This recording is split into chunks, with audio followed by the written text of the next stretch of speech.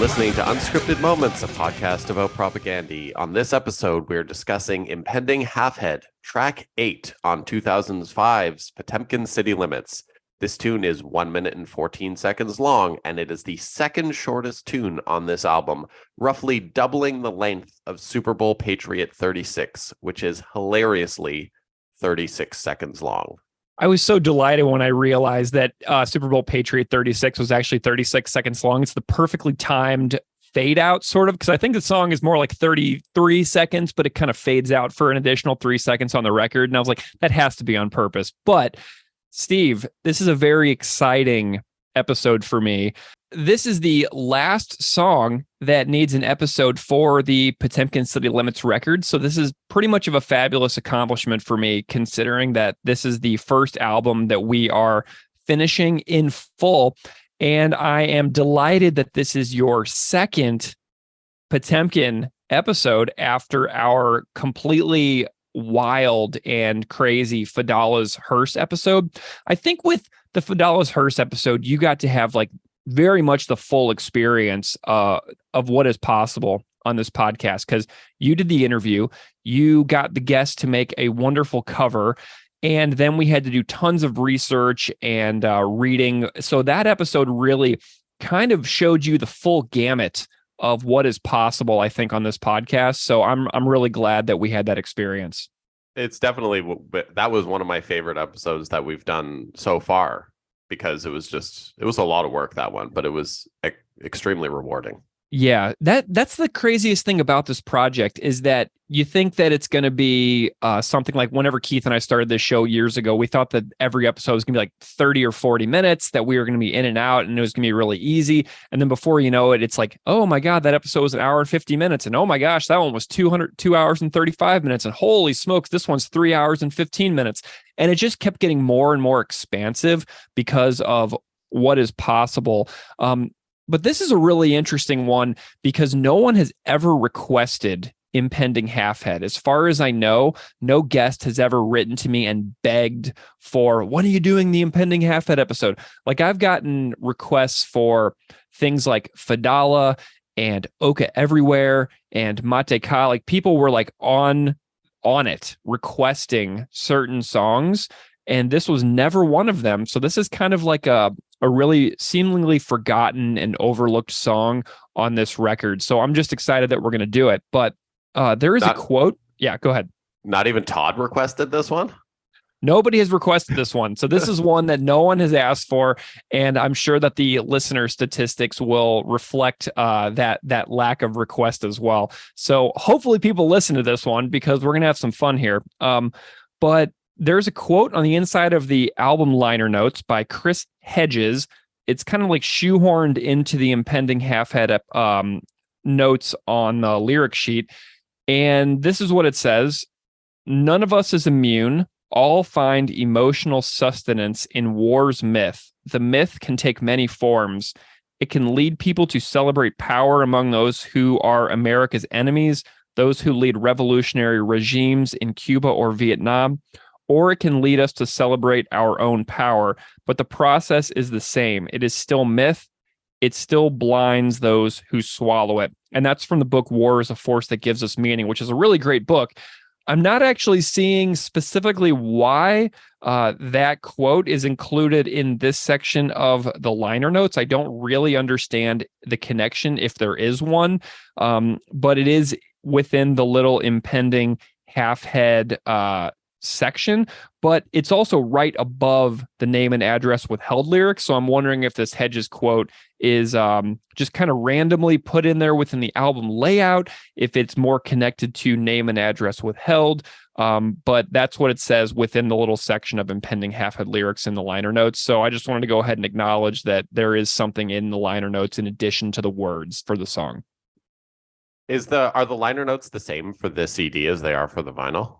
The CD is in my car and I can't actually check in real time.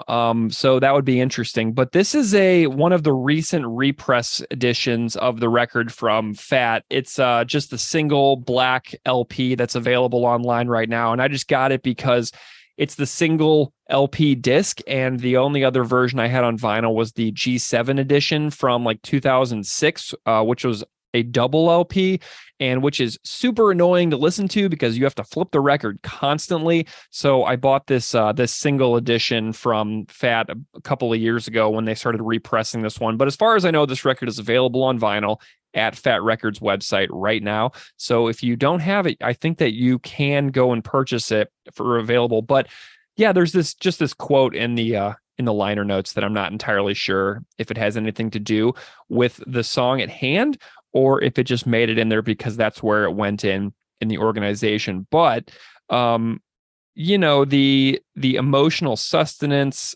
the celebration of power, there's a little bit of that within this song where people kind of like lord power over one another in rather unfortunate ways in a really localized manner. So, I'm just reaching here for a connection.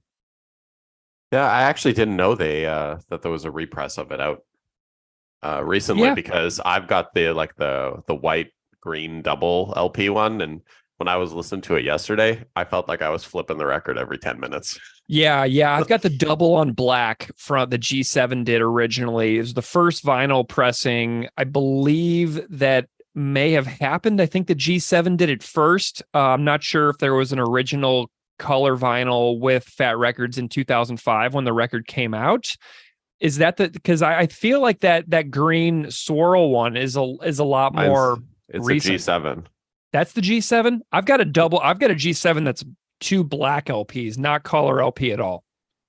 I could be wrong, but I feel like this is the original one. Nice. Okay, cool. But I'm not sure. I got it like literally when it came out. Yeah, that's awesome. Okay, so that you bought that when the release came out. Yeah, and it says G7 Sweet. on the back. So yeah, I love the fact that I have a G7 one. But mine are just mine's just double LPs. So anyway, Steve, considering this is the final Potemkin City Limits episode, I know that you had an idea for this episode, which I thought was really cool.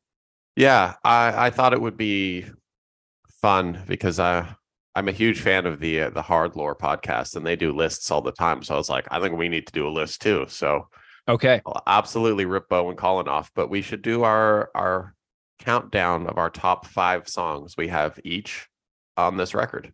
Okay, sweet. So we're gonna go in reverse order, right? So reverse order, 5 to 1. 5, 4, 3, 2, 1. Perfect. Okay, do you want to start or should I start? I can start. Okay, my number go for 5. it. My number 5 is Fidela. Okay, nice. Tell me a little more. So, I as everyone heard when we did that episode, I think that song is such a unique song for them. The structure of the song, the subject matter of the song, I think it's just a really, really strong, different song for them. Nice. My 5th is Bringer of Greater Things. I had a really hard time choosing between this one and Life at Disconnect. But Bringer of Greater Things slides into my top 5 because this one really shows me the depth of research that was possible for songs on the podcast. Like when I think back about learning the stories of the First Nations men who were picked up in Saskatchewan by the police and then taken on quote unquote starlight tours and then dropped off in the middle of the wilderness outside of the city to freeze to death when it was like -30 or -40 outside. Learning those life stories of the people who were killed in that way was a really deeply emotional experience for me. And because I had lived in Saskatoon and I was reading about things that the Saskatoon PD had done. So it was just a really, stark moment for me. Like, wow, I can learn so much within these songs that is going to help me learn a lot more about the world. So that one is a really standout one because of how important that song was for me for the podcast process, because it helped me realize like the layers and the stories and the endless amounts of research that I can dive into for each song. So Bringer of Greater Things is my top number 5. I think that's a great option. That's a good song. it's hard to pick like a top five because like, inherently like there's no terrible songs on the album. Yeah. So it's like, okay. So my number 4 is Impending Halfhead. No stinking way. Yeah, I'm not going to get into why because we're obviously going to talk about it on this episode, but that's my number 4. Okay. My number 4 is America's Army, Die Jugend marschiert. I think that the time and place in my life when this record came out, 2005, I was 22, and a few of my friends had, gone to Iraq and Afghanistan in the military. Some of them had like dropped out of high school, and I think were kind of reeling for a purpose in the world, and learning about the recruitment process and how the United States for generation had been using video games in order to lure people into, committing to years in the military. There was just so much that I learned about, my own country based on what this song did, and the really, really powerful way that the song is written with the story, where they reveal the ugly truth and then they wind up saying the truth out loud part. Like that was a really important thing for me to see with the song.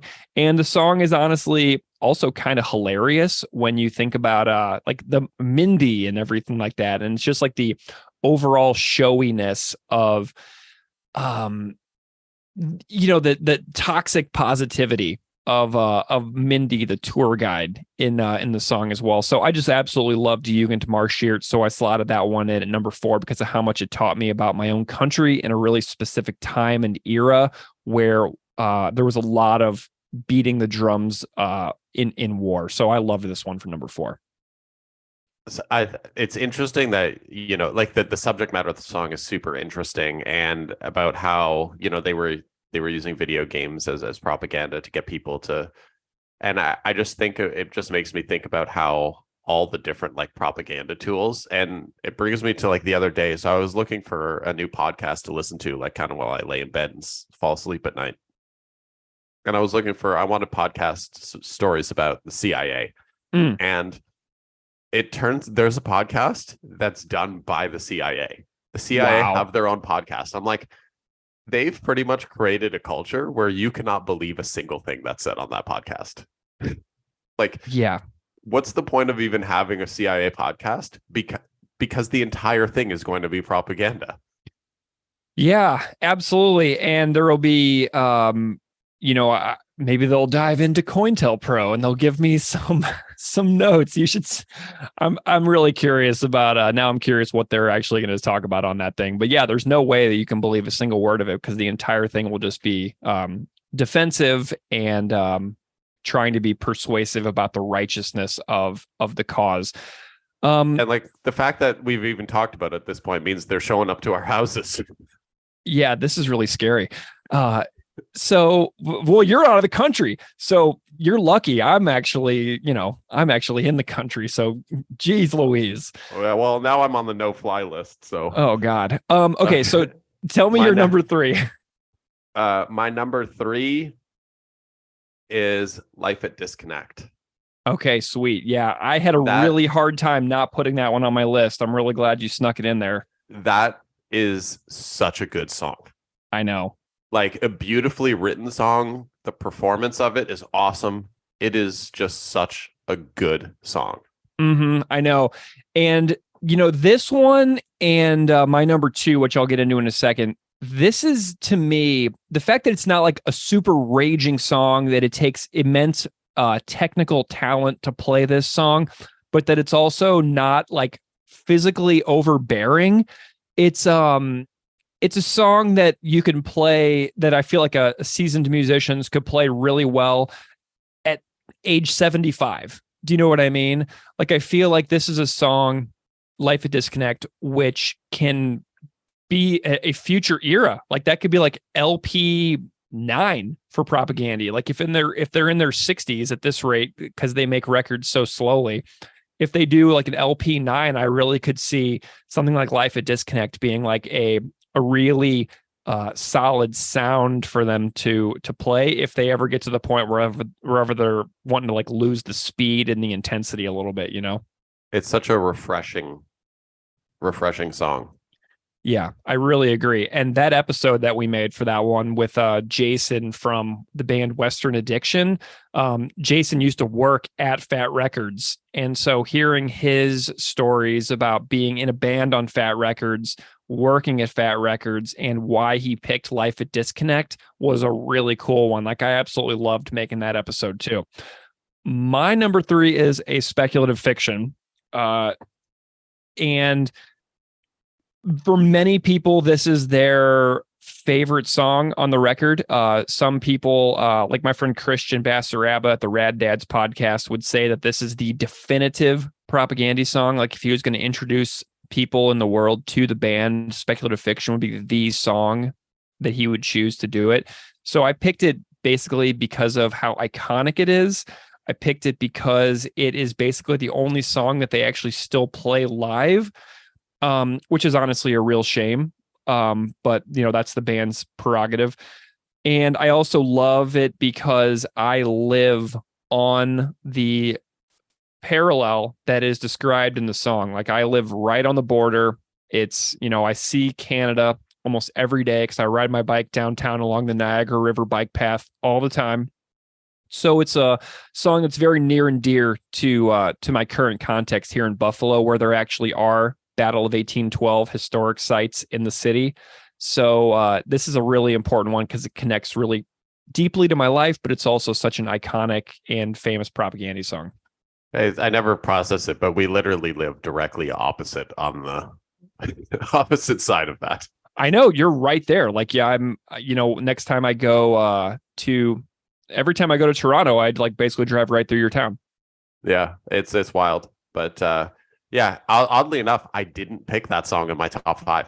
Yeah, that's totally fine. That's totally fine. So I love that our lists are not totally overlapping here. Like you had Life at Disconnect and I don't. And you have Impending Halfhead and I don't. And, you know, I have Speculative Fiction and you don't. So it's really cool to see like kind of where we're landing on these lists. Number 2. Yes, go for it. Number 2, Cut into the Earth. Dude, okay, say why. That song is just an absolutely beautiful song. Mm-hmm. It's the song I listen to most on this record. Yeah. So do you want me to say my number 2? Sure. My number 2 is also Cut into the Earth. Oh, that's amazing. It is, in my view, arguably the most impressively performed Propaganda song. It has the technical performance. It almost feels like jazz in certain parts, like the introduction, the way that the guitar, bass, and drum come in is completely stunningly beautiful. It took me a long time to really appreciate this song. I think that it took making this podcast to actually figure it out. But when Beeve from Propaganda picked this song as one of the songs he wanted to be on the episode, I was like, okay, there's more. There's something to this that Beeve is picking it because Giant Sons and Agassi and Beeve's style of music, the fact that he was drawn to this one kind of like perked my ears up a little bit. And then the more I listened to this song and the more I watched people do like drum playthrough videos of this song, I was like, this might be the most amazingly performed Propaganda song in the entire discography. Like this song is absolutely masterful. And the opening line is this life. I mean, who cannot relate to some of the ideas shared in this song? But then you go into, and then the stories that are told within the song and what it asks us to think about with regards to how we treat people in the world. Really a stunning song. So I absolutely love this one. And I can't believe we both have it as number 2. It's one of my favorite Propaganda vocal performances. Yeah. It's so good. how do you feel about the fact that this record is so Todd heavy? 5 Todd songs. This is a lot of Todd on this album. You may not know this. I'm a Todd guy. I love that. I can love tell here. love the rod. Yeah, man. You got Life at Disconnect on your list. You've got Impending Halfhead. You've got Cut Into the Earth. You're 3 for 5 on Todd on this record. I think this record is like I love the Todd songs on this record so much. And not to like, discount the Chris songs, but like I think the Todd songs are the strong points of this record. Yeah, and that was a really this. If you think about the Todd songs on Today's Empires, Tomorrow's Ashes, they could not be more different than the Todd songs on this album. You know what I mean? Like Impending Halfhead and Super Bowl Patriot would fit in really well on Empires, but Bringer of Greater Things, Cut Into the Earth, and Life at Disconnect are brand new sounds for this band. You know what I'm saying? And for a long time, I thought that like Rattan Kane and Hadron Collision like were my favorite Todd moments, but it is absolutely Bringer of Greater Things and Cut Into the Earth is like those 2 back to back. Those are honestly like just so magical whenever you think about like a little section of Todd's music within this band. I'm honestly, give me an album that's all Todd. Yeah, well, for a long time, I got really into making playlists for the band. And so I actually did several Kowalski playlists that I was like trying to get them to like sequence in a really nice flow. And I kind of lost interest in doing it. But now I'd be curious out there if anybody wanted to make a Todd Kowalski propaganda playlist that they felt flowed very well. Like if they were sequencing an album of only Todd songs, how would they sequence it? So if anybody out there does that, I challenge you to make a well sequenced Kowalski playlist and send it to me, because I'd be super curious to hear how you lay it out. I feel like that's the last thing Todd would want anyone to do. Yeah, I feel like us making a podcast about them is the last thing they would want anybody to do as well. But we didn't ask. We just went ahead and did it, and they've been real good sports about it. Okay, so what is your number 1, Steve? So my number 1 is one that you've already mentioned. Okay, my number 1 is America's Army. Nice, very good. Tell me why. Again, we have a very different perspective because you're coming at it from living in America through it versus coming at it from being in Canada. But I just feel like the way the song is structured and the performance of it's different, it's fresh, and I don't know, I just have a connection to it. I just really, really like that song. Nice, cool. Well, my number 1 is Iteration. I think that it is a song that you and I should revisit some point in the future. I did an Iteration episode sans co-host, and I had some professors and friends on it as guests. So it's a really cool episode, and I feel really good about it in general. But if we ever run out of material and you wanted to revisit Iteration with me, I would be willing to do that. But I absolutely love Iteration. It's one of my favorite songs of all time from any band ever. And for me, it was an immediate latching on to Iteration as my favorite song for the record. So yeah, there's my top 5. It's a solid album closer. Yeah, tell me your thoughts on Potemkin within the canon of all Propaganda records. So within all Propaganda records, and obviously I don't want to get into, listing my ranking my Propaganda albums in order, because I think we'll do an episode on that maybe in the future where we do that. But I would say Potemkin is the Propaganda album I listened to maybe the second least of all the Propaganda albums. The only one I listened to less than this one is How to Clean Everything. But that's not to say that it's a bad record. It's Yeah, just I connect with the songs on the other albums more. gotcha. Yeah, in the last several years, I think that Potemkin has sort of had a resurgence, or I've seen many people say that this is their favorite record. But when it came out, obviously, it was people were just expecting, Today's Empires, Tomorrow's Ashes Part 2, I think, and it's a pretty stark departure compared to Today's Empires. So I understand that this one was kind of like a harder one to digest for a lot of people, myself included, because whenever you think about songs like Today's Empires, Tomorrow's Ashes, Back to the Motor League, Purina Hall of Fame, like these are songs that like were absolutely instantaneously digestible to me. And this one took a lot more work. And I don't think that I ever really fully appreciated what this record was working with and what this record does until making the podcast. I think that if I was just going sheer on like, I want to rock out in my car, I would put on Empires, Let's Talk More Rock, supporting cast, all before I would ever pick this one as well. But forcing myself to do a deep dive on every single song has really shown me that this is an absolutely wonderful record.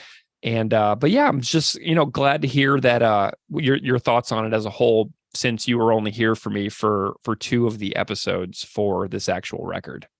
Yeah, I think you brought up a good point with that, and that the other albums may have more, like they hit sooner when you like upon first listen, you can really pick a lot of stuff out of it. And this one here, it took me years to appreciate what was in it, because it's not, I don't think this is an album that you can put on and listen to just casually. Yeah. I think this is a more like intent listening album than just like a background listening album. Are there any skippers for you on this album? I generally don't like to skip any songs. I'm not a skip person. Like and this is crazy because I'm obviously dating myself by being super old here, but I'm not a big playlist person, and I'm not a shuffle person, and I don't like skipping, because I like listening to the albums as they were originally intended. Yeah. Because, I like the intent of sequencing. I like the story the album tells from first to last song, and where each song is placed in that sequence. I think it's all very important and part of the story of the album. So I generally don't skip songs. I do also think I'm in agreement with you that this is my favorite Todd album with the band. So since Empires came out, I would say that if I had to pick my favorite Todd record, it's this one. I think that Life at Disconnect, Bringer of Greater Things, and Cut into the Earth are three absolutely tremendous songs that took me a long time to like come around on, because they're they take more work to love. And in our world that asks us that does everything it can to discourage patience, this was a record, and these are some songs that I took a long time to come around on, but absolutely love what Todd does on this album. So great top 5. I'm super pumped by that. And yeah, should we go ahead and move on? Do you have anything else to talk about with the overall? Let's get her moving. Right on. Well, we have a great guest for the episode. My guest is Mark Oshiro. Mark Oshiro is the award-winning author of the young adult books Anger is a Gift, Each of Us a Desert, and Into the Light, as well as their middle grade books, The Insiders, You Only Live Once, David Bravo, and Star Wars Hunters Battle for the Arena. Mark is also the co-author with Rick Riordan of the New York Times #1 bestseller and the #1 indie bestseller, The Sun and the Star. And when not writing, Mark is trying to pet every dog in the world, according to their bio. So Mark is based in Atlanta, Georgia, and Mark is a massive Propaganda fan. And Steve, get this, Mark Oshiro has an impending half-head tattoo, which is why Mark is on this particular episode. So this is a fabulous interview. I absolutely loved talking to Mark, and I hope that all of you love this conversation. Definitely consider checking out Mark's books. There are many. Mark is wonderful. And so enjoy this conversation with Mark Oshiro.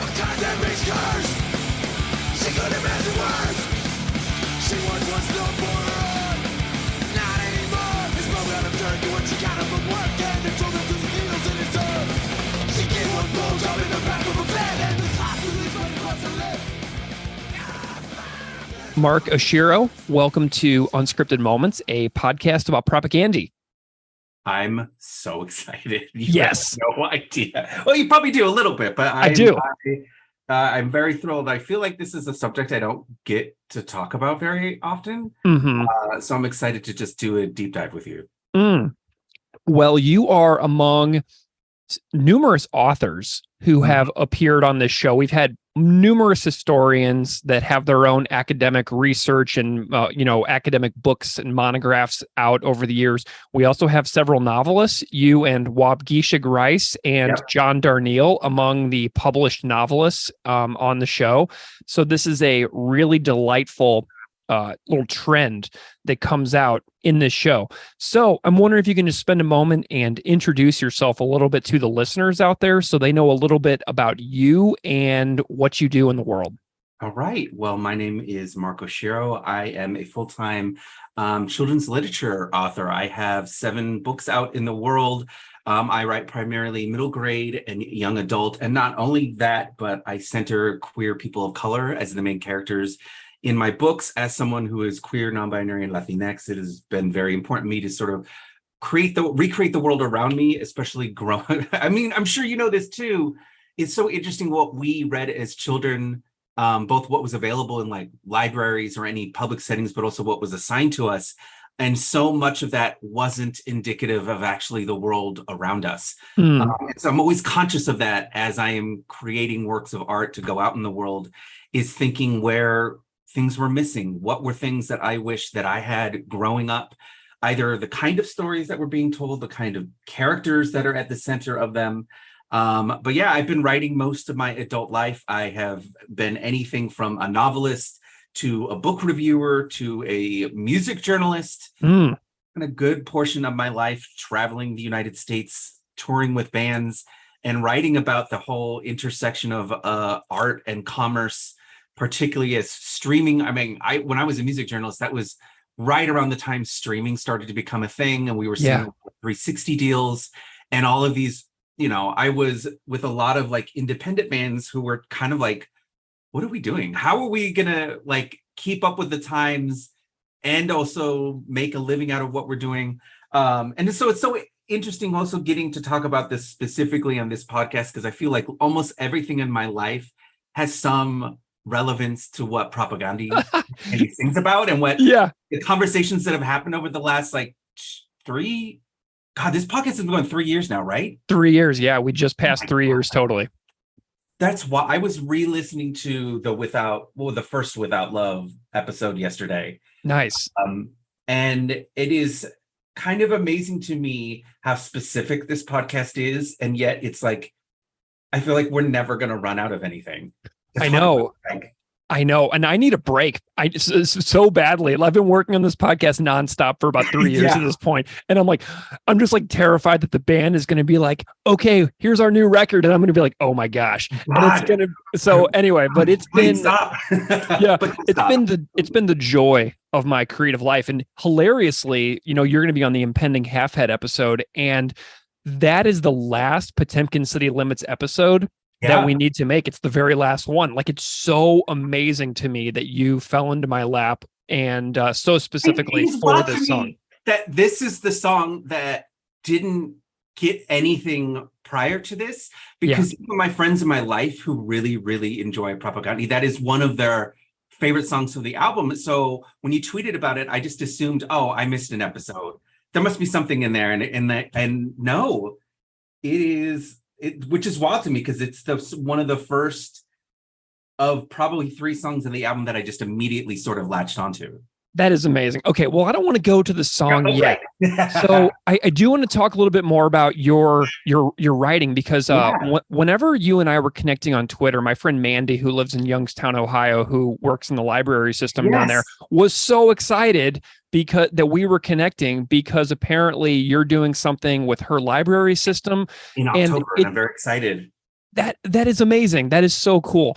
So I was so delighted to see that, and I really am curious, as you know, a fan of this band, Propaganda, how their work and their songs over the years, like, does that sort of inspire you at all to like become a creative person yourself at all? Is that part of your journey about like being a fan of this band who is like really big on ideas and then becoming an ideas person yourself? How does that fit in?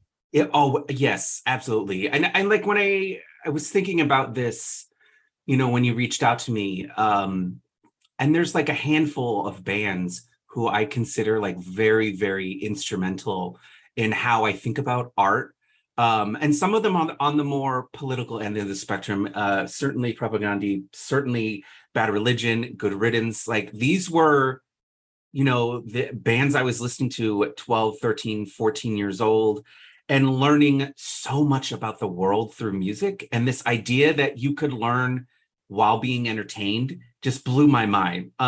Especially being younger, I would see a word or a concept and I'm like, what is that? What is that referring to? Which I love is still happening with Propaganda as well. Like there's so much fun in like trying to dissect the lyrics. Not only get a lot of the like regional references, but have a greater understanding of like, what are the political implications of any given line in a song. And so I've grown up with that approach, but then also on the opposite end, like I've grown up listening to A Fire Inside, and so much of what Davey does with his lyrics is all about that, but more on the emotional introspective side of things, where you can have a work of art that inspires, that empowers, that gets you thinking about things that maybe you haven't thought about. And so that's always been a part of what kind of art that I'm creating, particularly because I know that my intended audience is the same age I was when I was desperately trying to find this sort of outlet in the world and to find a way out of my tiny little home in Riverside, California, where I grew up. These bands were my window out into the world, and also a window into myself to understand myself, being in the closet, struggling with identity, struggling with my own sense of like political worth and what my opinions were politically as well. Mm-hmm. So I'm always thinking of those sort of things when I'm creating art too. So I don't, I have this reputation in the kid lit industry of like, I don't write easy books. Like they might be fun, they might be entertaining, but they are very, complex, either psychologically or sometimes politically. And I don't handhold. I don't like to sort of guide people easily through something. I am okay with my work being challenging.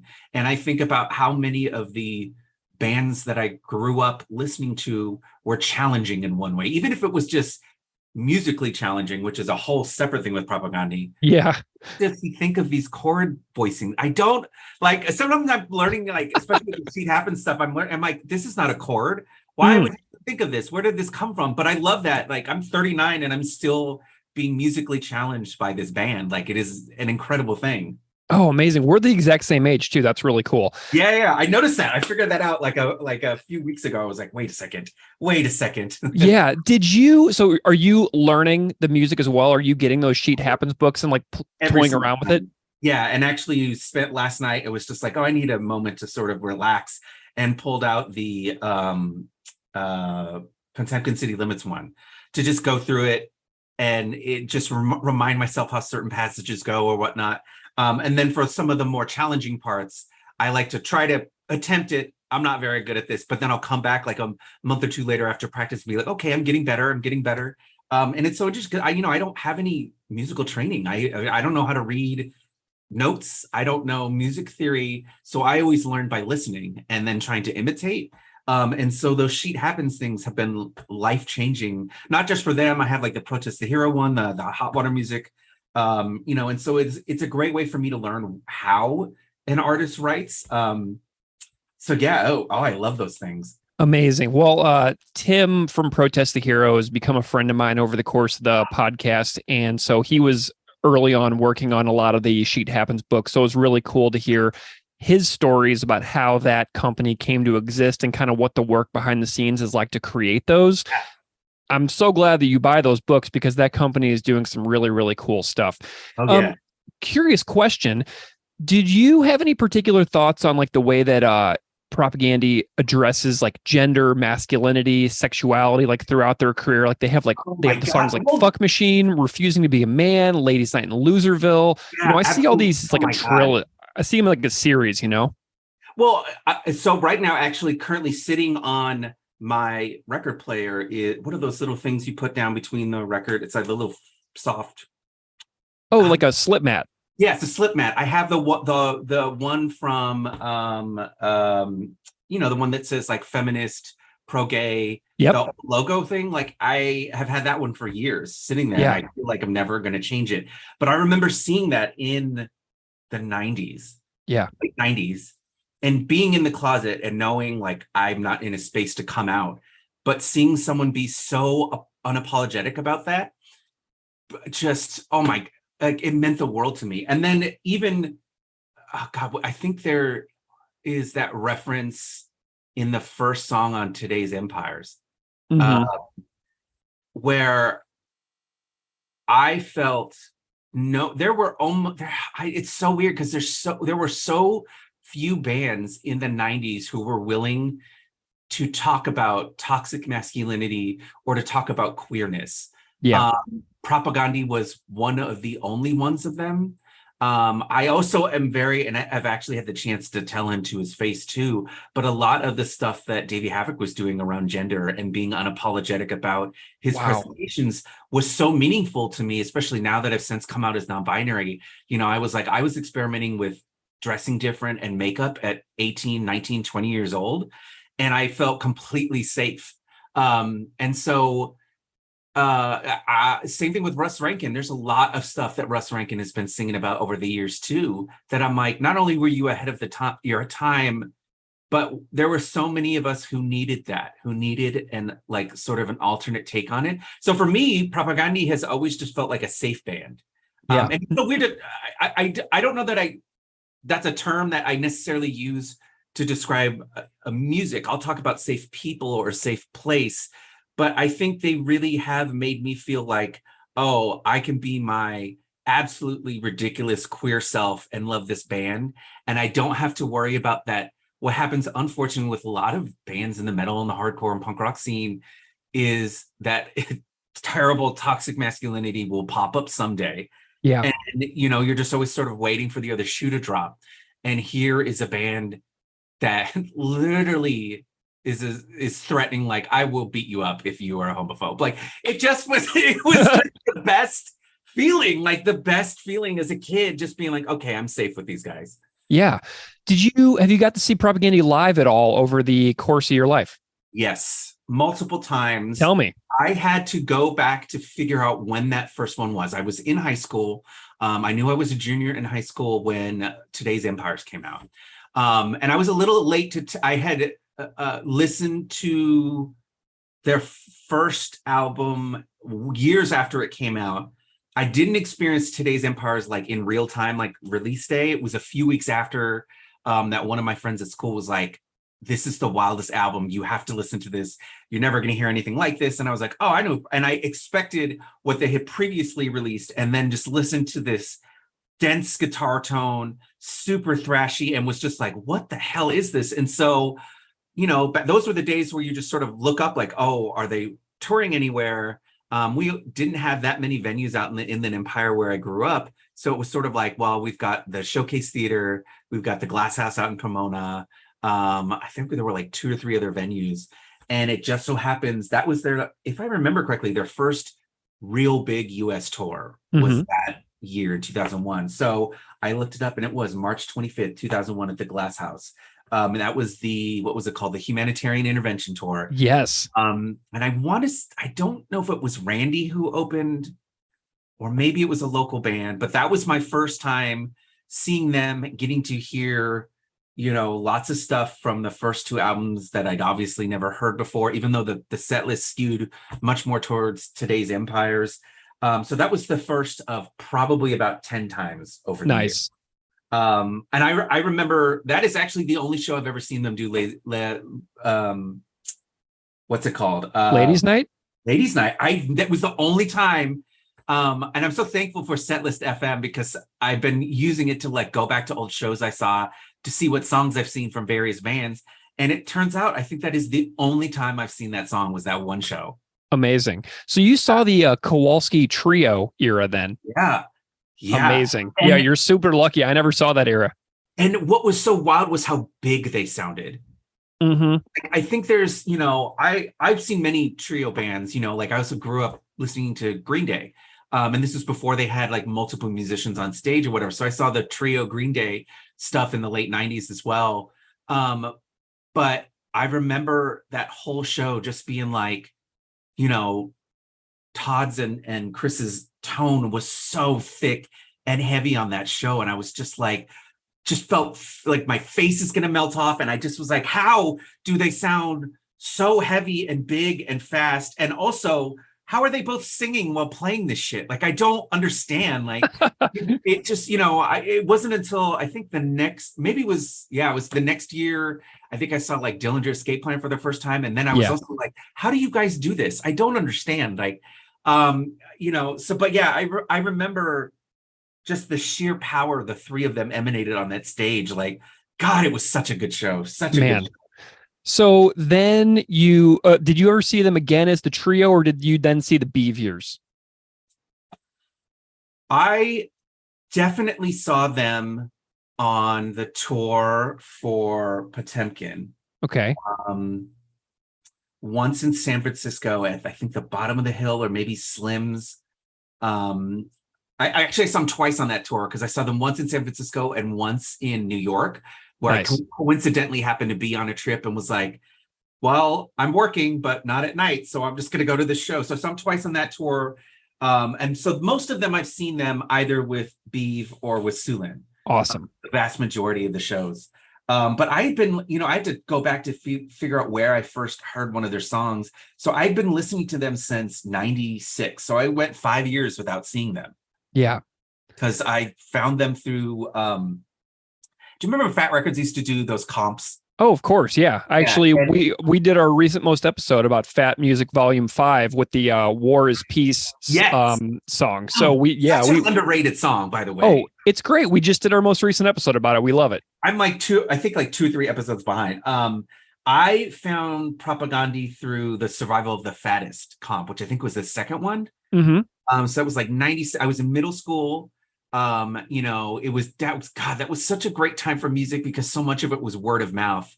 And I had this amazing friend who would give me mixtapes, like, literal cassettes.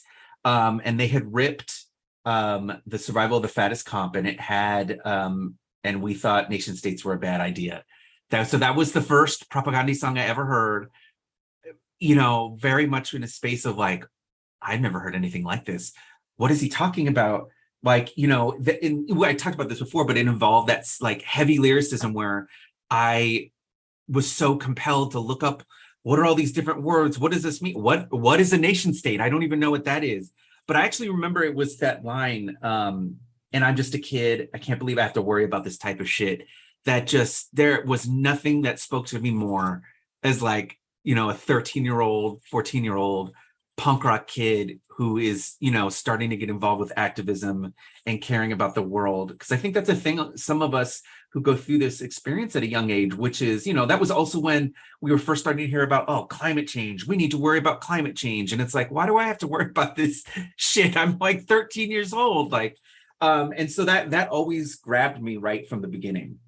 Nice. Very good. Do you have a favorite Propagandhi record in general that you go to as like your number one? Mine is Supporting Cast. Nice. Me too. Nice. Yeah, do you have just a particular, like, kind of a reflection on why that may be? It was, I was lucky enough. Potemkin was the first one I experienced in real time. Like when I got it the day it came out. Was very lucky actually with Potemkin and supporting cast. Like I had managed to get the vinyl like as soon as it came out. And with supporting cast though, for me, I feel like there are sort of like the first two records is like one era of propaganda, and then the next two is like the next era. But I feel like supporting cast was just such a leap in terms of musicality. Like when I remember actually it was because of I had spent so long trying to figure out how to play Night Letters. Yeah. What just incredible. I didn't know what was going on and I couldn't pick out, certain notes. I couldn't pick out certain chords. And it wasn't until the Sheet Happens things came out that I was like, what the fuck is this tuning? What? Yeah. Of course I could never figure it out. I've never seen this tuning in my life, but it was a combination of that. And then that album has some of the best melodies Chris has ever sang. And I just I mentioned to you, I re-listened to it yesterday, but Without Love is my favorite song on that album. And maybe my favorite propaganda song ever. And it just, for me, was the right music at the right time with this incredible combination of, politics and the personal. I probably have a deeper connection to Failed States, to be honest. Like emotionally, there was a lot of stuff emotionally going on at the time that record is something I return to for very specific emotional reasons. But supporting cast, getting to see them multiple times off of that album, I just remember constantly thinking I've never heard an album like this in my life.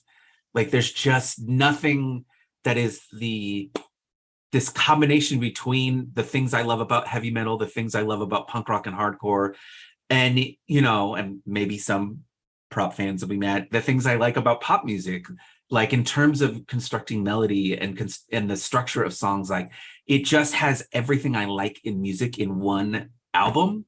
God, those riffs. Amazing. There's so many good riffs on that album. Yeah, I totally agree. Okay, so we're going to get into some Potemkin City Limits here stuff because of the song that you're on. I just love hearing people's general reflections. But tell me a little bit about your thoughts on Potemkin City Limits, like as a whole standalone record.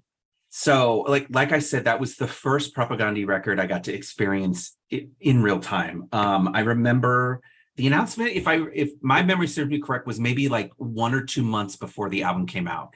So it kind of felt like a surprise.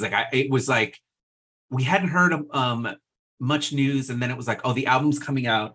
And then a few days later, I think America's Army was the first, I won't say single, but the first like preview we'd gotten of the album.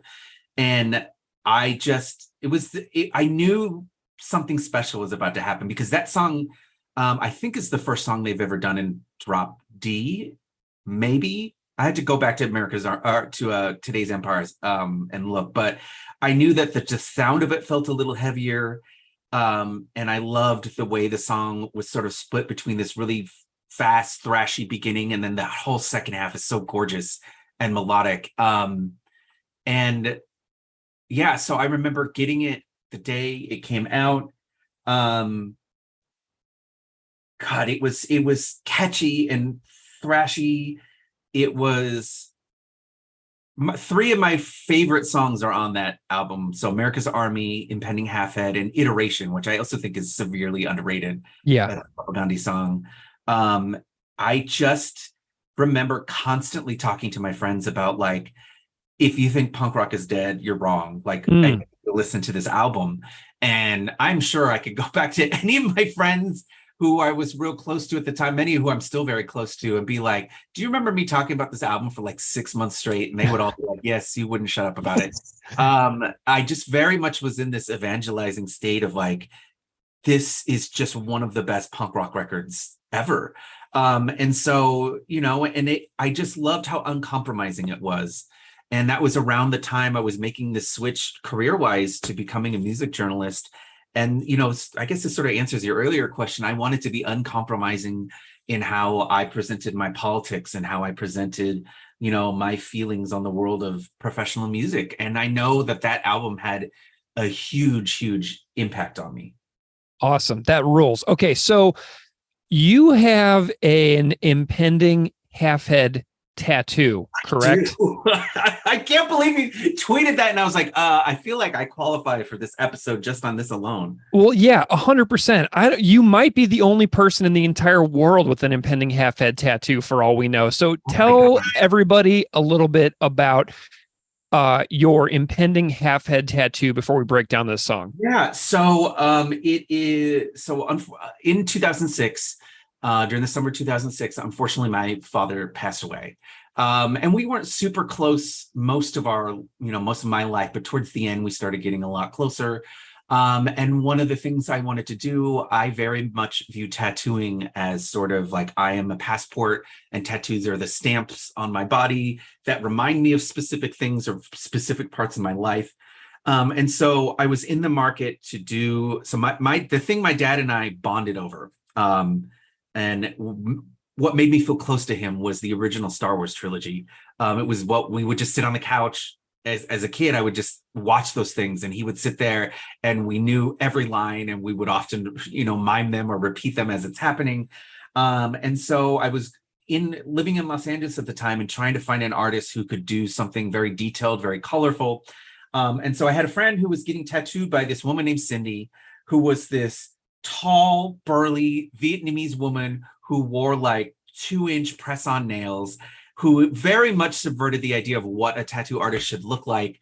And I remember going with my friend while he was getting tattooed, and within 5 minutes, I'm like, I'm obsessed with you. Like, I want to be your best friend. I adore you. And while my friend is getting tattooed, she's like, oh, I like some of the tattoos you have. Are you in the market for, any more ink? And I was like, actually, I am. So we're talking about it. I pitch her my idea. She's like, oh, I have an idea.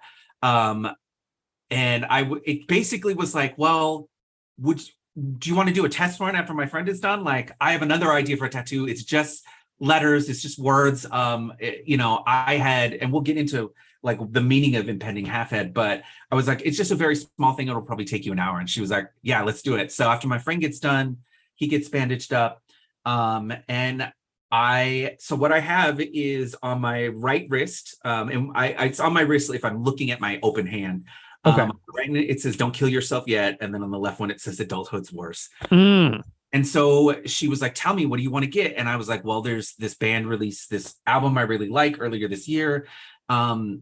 I, in particular, have one song that just means a lot to me." And she was like, "Okay, can I listen to it?" And that was when I was like, "You're the one for me." The fact that she wanted to listen to it and hear it, and it turns out she was like an old school punk rocker, and she was like, "Oh, I used to see shows in Huntington Beach. I seen Henry Rollins do Black Flag," and I was like, "I love you. Like, I'm gay, but we need to get married. Like, I'm obsessed." Amazing. And so she listened to it, and she was like, hell yeah, this is incredible. Also, adulthood is worse. Like, oh my God, it's so much worse. And she loved it. And so, it wasn't a long tattoo. I'd probably say it took like 30 to 45 minutes. And I did take, I'll send you photos once this episode is over. Yeah. But it's just, I wanted it for the emotional reason. I chose my wrists for symbolism, because I do have a history with, depression, and unfortunately had attempted suicide when I was a teenager. And so, I knew that this song was something that was going to speak to me for the rest of my life. And so it made just perfect sense. Like, that's what I do with tattoos, is something that is going to mean something to me forever. So why not, immortalize it forever? Fantastic. What a story. We have a really interesting set of lyrics here. I was reading it closely today, and it's just like this series of teeny tiny little vignettes that are like these definitive moments in the lives of various characters. And when I read each sentence, I can like visualize the entire life of each character in each line. Like, this almost needs to be turned into like a flash fiction collection. Do you know what I mean? Like, take the sentence about each character, turn it into like a 500-word short story. Like, I feel like this is like almost like a book outline. Tell me a little bit about your interpretation of the little stories within the song. Just, tell me what you think. So my understanding too is generally if Todd is singing it, Todd writes the lyrics, right? Yeah. Okay, okay. And I think that's actually such a great compliment to what he does in general. So many of his songs have glimpses into people's lives. In this way, we get just this vast sense of their interiority, what is happening in their lives, even if they're only there for like, what, 2 lines? Mm-hmm. So for me, what meant so much about this song was the specificity, exactly what you're talking about. Growing up, I remember so much of the like sort of after school specials or those really cheesy like episodes of TV shows or even books or stuff that we had to consume as kids always painted bullying as this sort of like kids are mean to each other and it's just a part of life. And for me, it felt wishy-washy and it felt toothless because the truth for me is that bullying is always incredibly specific. For example, I had a limp handshake and a limp wrist as a kid, and my mom picked my clothing up until I was in middle school. So those are two very specific images that Todd puts in the lyrics that I was like, oh, holy shit, that's me. And those were the things that kids latched onto. And there's this like, there's a particular pain that comes from being bullied about something you can't change about yourself. Yeah. And I felt, there's this thing we talk about, especially a lot in children's literature, about writing things that make you feel seen, where suddenly someone feels like they're peering into your life and they've witnessed something you thought previously only you had gone through. And so that's what I was referring to earlier when I said I latched onto Impending Halfhead so heavily because so much of the bullying I went through was from people. Like, it's weird to look back on it because these kids, kids were calling me the F word slur, calling me gay, calling me queer at like Yeah. 8, 9, 10, 11 years old. And it's also weird because I'm like, in hindsight, I'm like, well, you were correct. Like, yes, you were. But it's that thing where kids are very observant and they observe things around them in their environment. But if that thing is demonized as being quote unquote different, they then use that to turn on you. And so then later as an adult, I wrote a book called The Insiders. It's a middle grade book, so it's intended for kids 8 to 12 years old. And I really wanted to write a book about being bullied that was that kind of specific. So like that Impending Halfhead literally leads to my book, The Insiders, because I just didn't want to do what happened to me, which is I felt like the adults around me like lied to me. They didn't tell Yeah. me the truth. That bullying is this very specific thing because something about you is perceived as different and unnatural and whatever, sort of adjective that goes along with it. And so for me, my reflection of the lyrics is that this band was saying the cruelty you experienced as a kid was real. It definitely happened. It definitely was specific. It was for all of these reasons. These things are why the world turned against you. And then at the same time, it's also not the end of the world. Yeah. And it is a song that I remember, during my Potemkin evangelism period, I send the album, or sometimes buy the album for people and then be like, oh, what did you think? Oh, I loved it. I loved it. Impending Halfhead made me feel weird. It's just, I feel like that song's kind of mean. And I was like, I don't feel like you get it. I don't feel like you understand what it was. Because for me, the end of that song and the almost ironic way it ends felt so empowering to me of like the things you were going through in childhood, you will survive them. And also like now that I'm an adult, like adults are so much worse. We are garbage. Like we're terrible. But for me, it was just one of the most empowering songs I had ever heard.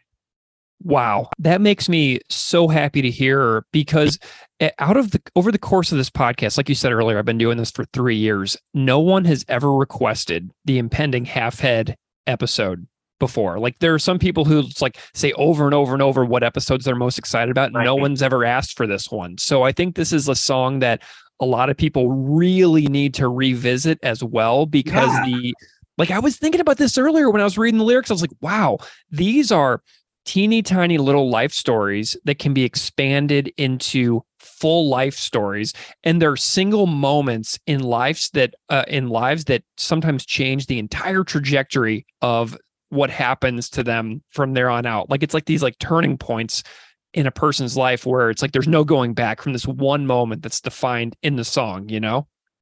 Yeah. Well, and even then, for me, it was, why I never understood people who said that the song felt mean. I was like, I feel like the very context of it is accepting that these people do not deserve this treatment. Like the very first line ends with, he kept hidden from his young tormentors. Yeah. And casting the bullies as tormentors feels so deliberate, as like Todd is saying these people are shitty. And any of the things that happened to these people weren't their fault. It isn't something that they deserved, that especially that line, she was once known for her art, not anymore. Yeah. And that way that a thing can happen in your childhood and people make it your whole personality. So I talked about this weekend too. I was at the American Library Association's annual conference in Chicago, and I got to do a panel with some friends about writing middle grade, particularly as a queer person who's writing queer middle grade. And one of the questions we asked was, what was your middle grade experience like? And all four of us just laughed. We were like, horrible. Like we all were in middle school in the like 90s, early 2000s, and all of us were pegged as either queer, trans, non-gender conforming, like just a nightmare for us. And I related a story I don't really talk about a lot, but this line, she was once known for her art, not anymore. I was always known as like the smart, nerdy kid until the gay rumors started. And my middle school nickname that adults called me too was Philadelphia. Oh my God. Right? Like once you think about it for like 5 seconds, you're like, it took me a second. Yeah. So fucked up. And that was just my middle grade experience. Like I never became known for being the smart kid. I got away from it in high school. And part of it is just literally going to a new population of kids who don't know anything. But that's the thing too, is that, these kids perceive me as different. And then they became my young tormentors. And that thing, I couldn't imagine worse than this, is no one knew me for anything except for this. Yeah. Oh my gosh. Yeah. And so go ahead. Go ahead. It was crazy. I'm thinking about my experiences as well in those grades. In like middle school and high school, I was on the swim team, and I was always wearing Speedos. And so the pool at my high school had these like windows that were on the second floor, and the second floor windows overlooked the pool. So anytime I'd be walking around like on the pool deck or like in the pool, anybody walking past could see me walking around in Speedos down there. And I was like 6'5". I weighed like 130 pounds, and I looked completely ridiculous. And so I was just, Greg in the Speedos. And so obviously there's a lot of homophobia that comes around with that for kids in middle school and high school as well. When they see you dressed in a certain way, it's all of a sudden like, oh, this is what you are. So I resonate big time with that in my own way.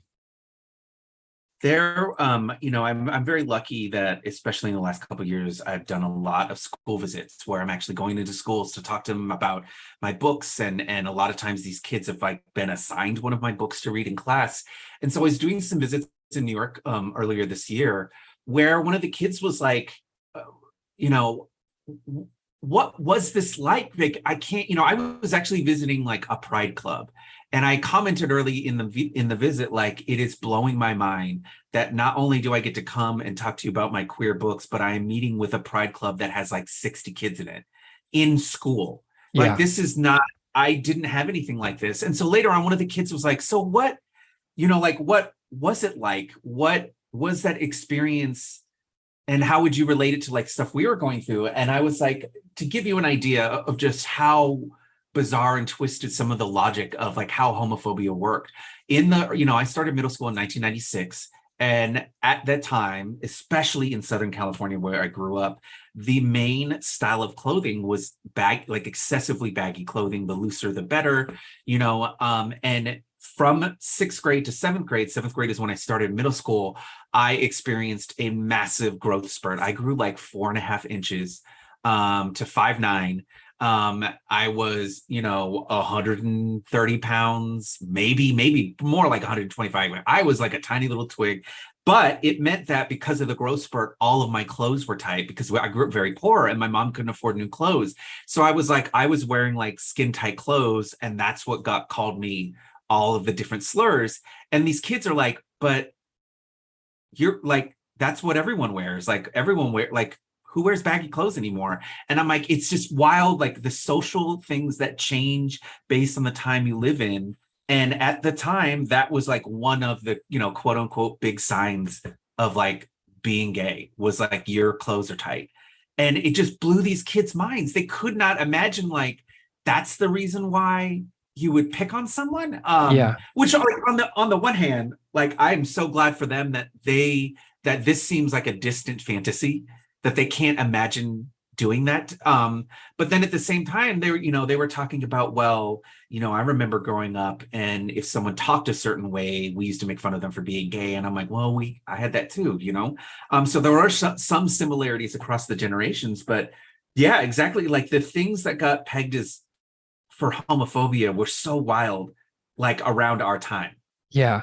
It's nuts. And I'm just having all these flashbacks of being in my middle school and high school, because you and I are the exact same age. So the cultural experiences of being 12, 13, 14, 15, 16 mirrored my experiences with you a lot. Now you were in California, I presume, and I was in Missouri. So obviously those are different contexts and different places, but there's a lot of overlap here as well. I keep thinking about the song Ego Fum Papa from Today's Empires, because it's got these lyrics like, we're down here together, heathens, heretics, kids with blue socks. You know what I mean? Like the kid in the corner with sweatpants, we'll find our own way. This is sort of a complementary piece to that, it feels like, now that I'm thinking about it. Oh, 100%. And that is actually one of my favorite songs, off Today's Empires as well. But I love, again, it's that kids with blue socks line that I was like, yes, absolutely. It seems that the crime is not fitting in. We're all here with Todd's mom. Yeah, I know Todd's mom. Amazing. I really want to know. I really wish I knew the backstory behind the lyric of Todd's mom. Like that is just, I talked about that a lot in the episode. She in between King Diamond and Fallen Angels. I know. I utterly believe she belongs there, but I'm like, what is it? Like, where does that fall? Yeah, and I'll never ask, because that is, I'd imagine that's an extraordinarily personal and deep lyric that that we probably don't even deserve to know. So, but I love the line of Todd's mom. I just think that it's so sweet and endearing, and that it's likely just dripping with a much deeper story behind it that the people in the band know. So many of Propagandi's songs, and I know from your podcast, but then also Chris's, podcast through Patreon or whatnot, it has been such a delight to see the layers and layers and layers of meanings to so many of these songs. Like I remember one of the early ones that Chris had done on Patreon was for Duplicate Keys of Kara, which is still like, that episode is so incredible. I never would have known and never would have figured out so much of that context without that deep dive. Yeah. And you're doing it too, because we're not only getting like, well, here's some of the, context for why these things were written, but there's a power in art where the consumer of the art is also adding their context and explaining, well, this is why this resonates with me. Here's how this reached seemingly across time and space to affect me, personally. Yeah. You know what's so nuts too about that Duplicate Keys episode that Chris did? That is the exact episode that he made that caused me to start this podcast, because I listened. I swear, I'm not even joking, because it blew my mind so much when he did that is the song. That's the episode that he made where I wrote an interview to interview him about just that song and that episode. And if you go back all the way to episode 6, when Chris appears for the first time on the show, it's about his Patreon episode that he made about Duplicate Keys. I had just wrote a list of follow-up questions that I had based on his part 1 episode about the essay that he wrote and the story that he told. So our entire episode is just me interviewing him about that exact Patreon episode, which is nuts.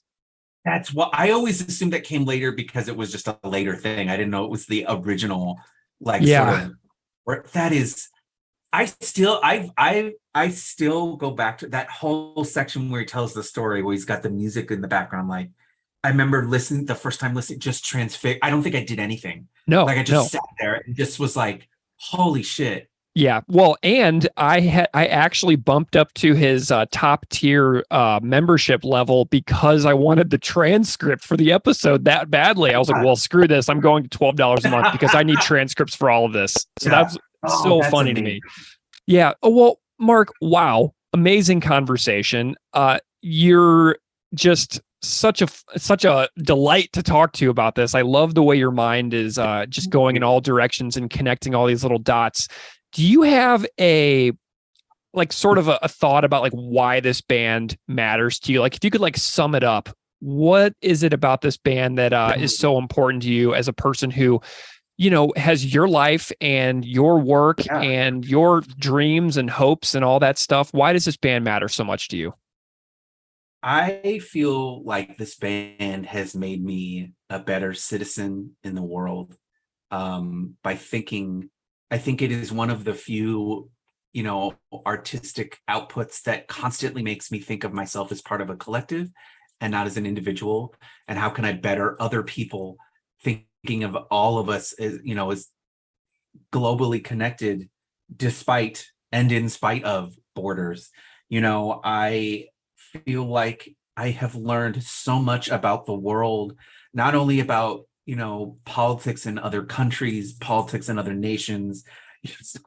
Sometimes I love flexing that I know certain Canadian things, like because of this band, like especially the Canadian. I remember I was in Toronto recently and made a joke about Dear Coach's Corner. From Hockey Night in Canada, and like multiple people were like, "How do you know about that?" There's no way, and I'm like, I listen to propaganda. Yeah, I feel like they've made me a better musician. They've made me, I don't know. I think more than anything, they are proof that there's this this asinine idea, especially here in the United States, that the older you get, the more conservative you get. And there is stuff on Victory Lap that feels just as prescient and important and radical and angry as all the way back from the beginning.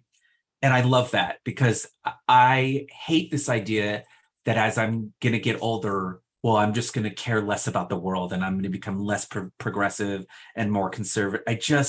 It's bullshit. And I love that this band is still putting out music that is so meaningful and well thought out, you know. And lastly, I would say, you know, touching back on what particularly Impending Halfhead means, like to any of you who maybe are white, who are cis, who are straight,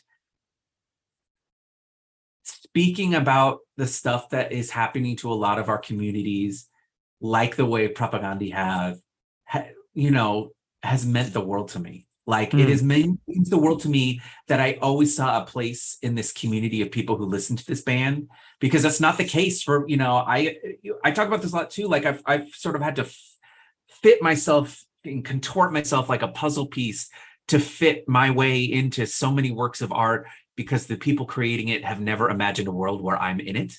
And I don't have to do that with this band at all. You know, I don't have to do that when I listen to things like Impending Halfhead or Cognitive Suicide, which is another one that just speaks to me and, you know, my experience with gender as well.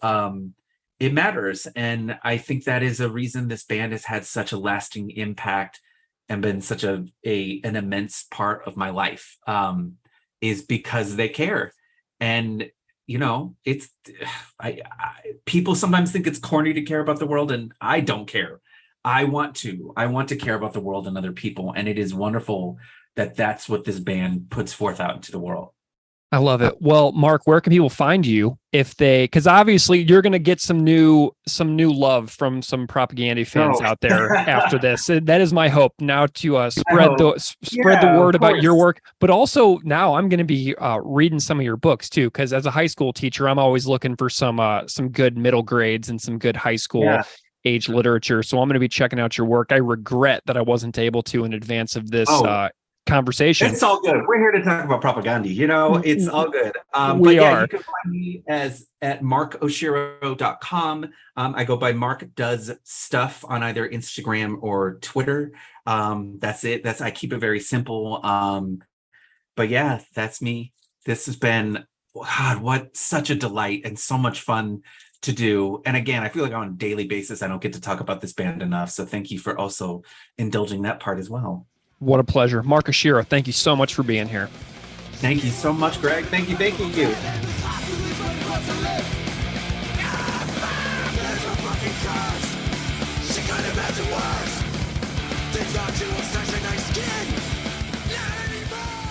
All right. Thank you so much to Mark Oshiro for that fabulous conversation. I learned a lot, thought about a lot. It was a real delight having Mark here. Steve, let's go ahead and talk about this tune, Impending Halfhead, 208 beats per minute. What are your thoughts on the musical performance of this particular tune? Tell me what you think. So my initial thought when I re-listened to this tune recently, and basically every conversation that every time I think of Propagandy and listen to them now, all I do is go back and thinking of them only practicing and performing in the space in which they recorded the Venom cover in the attic. Yeah.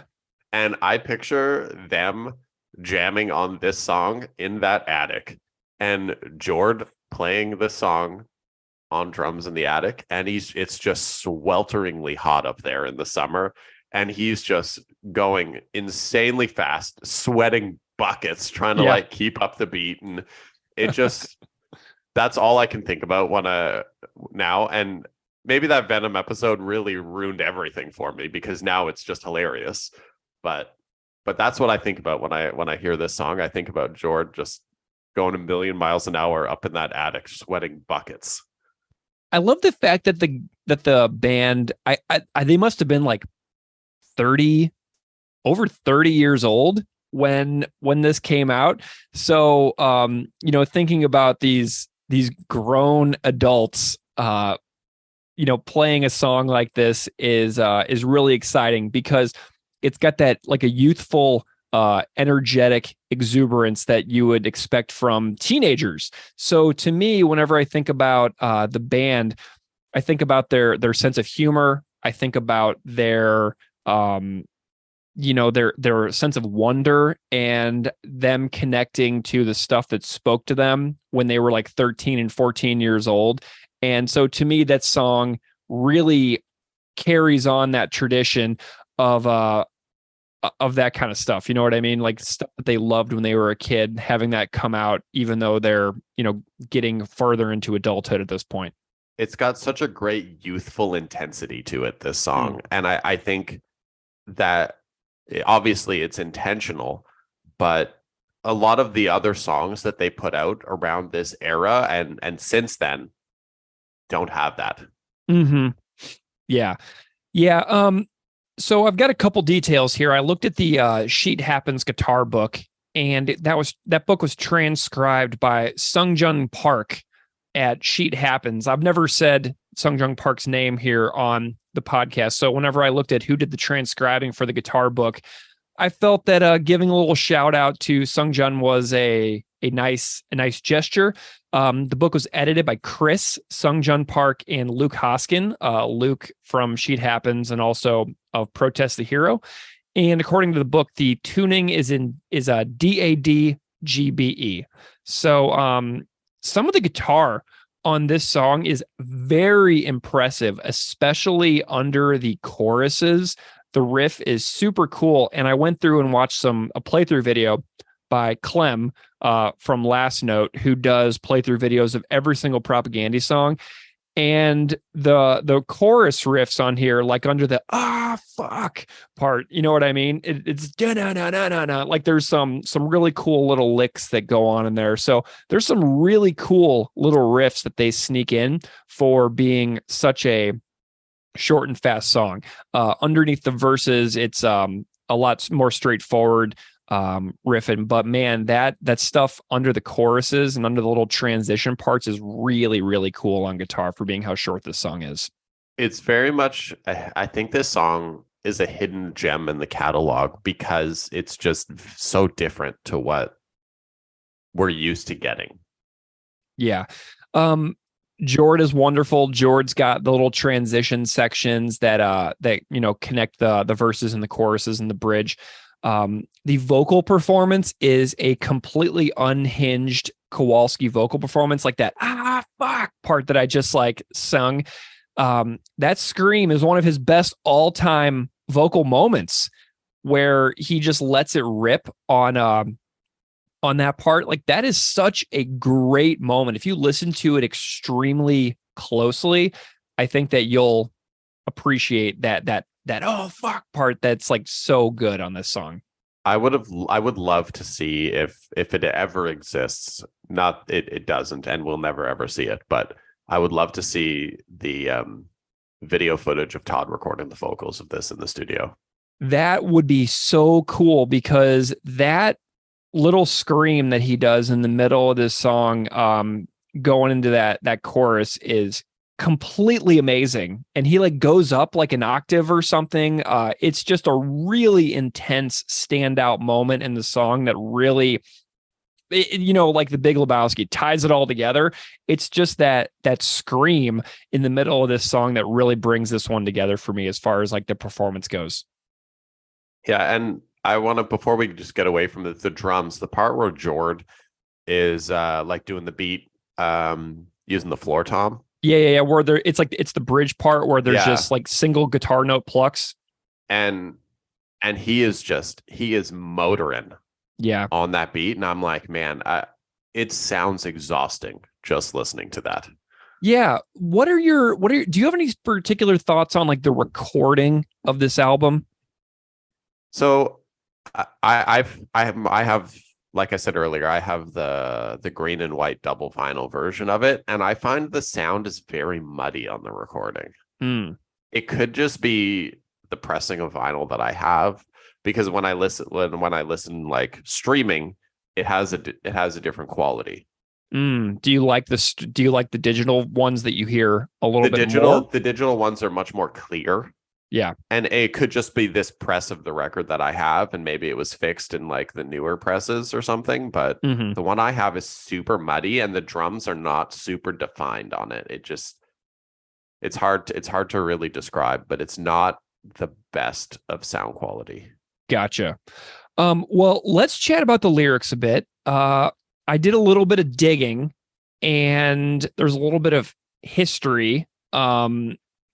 So I went on genius.com, where fans of bands can annotate their own thoughts. And so a Genius annotation from somebody with the username Dr. Sharky reads, quote, "This song describes the angst and struggle felt during puberty and teenage years as a whole. It lists events that may seem world-ending to a teen, but are not as severe as such in the end. Finally, it is sending those listening in their teen years a message. None of these events are as bad as what you'll face as an adult. Adulthood's worse. This song describes the angst." And so yeah, that's kind of a really nice little summation from Dr. Sharky. If I could just pause for 1 second here, and we could just go back to Dr. Sharky here. Sure. Is Dr. Sharky a shark that's a doctor, or a doctor for sharks? That is a really great question. Yeah, maybe a shark doctor. So I wonder if we got a marine biologist on our hands analyzing traumatic teen experiences in Impending Halfhead. How fun would that be? I was really hoping it would be a shark that's a doctor. Yeah. That's the premise of a TV show right there. A punk rock loving shark who is a doctor. Wouldn't that be fun? Anybody out there? I've got like the image of a shark wearing like a lab coat and like a stethoscope, and I'm all over it. And he likes punk. He likes Propaganda, the Propaganda loving shark doctor. So there's some more. I went to another website called songmeanings.com, and someone wrote, I think it's about being a teenager, where they say adulthood's worse, zit cream order by mail, etc. If you shoot yourself through the head, you'll only have half a head. It's also about how those who don't progress fast enough get the worst of it. I'm speculating here, but I think that the whole being caught wanking thing causing him to take heroin is an exaggeration. to show what drama queens teenagers often are. I don't know, really. That was from a user named Grime Boy, written in 2006. So that is a many, many years old comment right there. But I think that is, they had a little bit of critique on the lyrics about an exaggerated line within the song.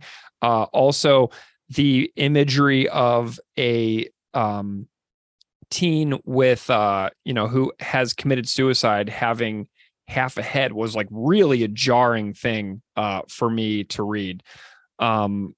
And then from there's another one says, here's a few things to consider from Propagandy's FAQ on their website. What is a half head? And then the answer was George Samolesky's worst and inevitable nightmare. And then from 2006 on Propagandy's website, or from 2007, the band updated their FAQ and they said that half head is the band's collective haircut. And another user in 2011 on songmeanings.com wrote, this song is about how hard it is to be a teenager when it comes to peer pressuring and bullying. And the song ends with saying that adulthood is much worse. So it is better to possibly kill yourself then. So there is a lot of darkness whenever you dig into the interpretations of this song online. Honestly, I think that none of them are incorrect. Mm-hmm. Yeah, this is not a joyful song at all. Like, it's got, like we said earlier, there's the youthful, energetic performance and the exuberance of it. And then letting out your inner thrasher from when you were like a 13, 14-year-old kid loving heavy music. But the song is not, it's not happy at all. So, there's a little bit of some struggle there. And I think for a long time, I never really even read the lyrics much to this song. I just kind of it would just fly through in a minute and 14 seconds when I was listening to it in the car. But yeah, reading the lyrics is a really intense experience for this one. And I think it's an important experience to have, though. I don't think this song should be just glazed over. I agree. Do you have any times in your life where you felt that something happened and basically quote unquote your life was over, or it was all downhill for you there? Like, do you have any moments that kind of resonate with what it is that the song is presenting, like with those scenarios that seem world ending in the moment, but then wind up not being a big deal later on? I had one day. It's right around the time when I first moved to Toronto, where I had a series of events that happened to me in one day that I was like, after the first thing happened, I was like, okay, today sucks. And then the second thing happened, I was like, okay, today really sucks. And so basically this was around 2004. Mm-hmm. In the same day, a long-term relationship ended. Mm-hmm. I got laid off from where I was working, and mm-hmm. I was walking back from work, and something hilarious happened in the middle of that. But some person on the street thought I was Prince, and they kept following me around, accusing me of being Prince and trying to take a picture with me. And I'm like, I'm actually like 1.5 feet taller than Prince. So anyways, I used to live down on the waterfront near Skydome back then.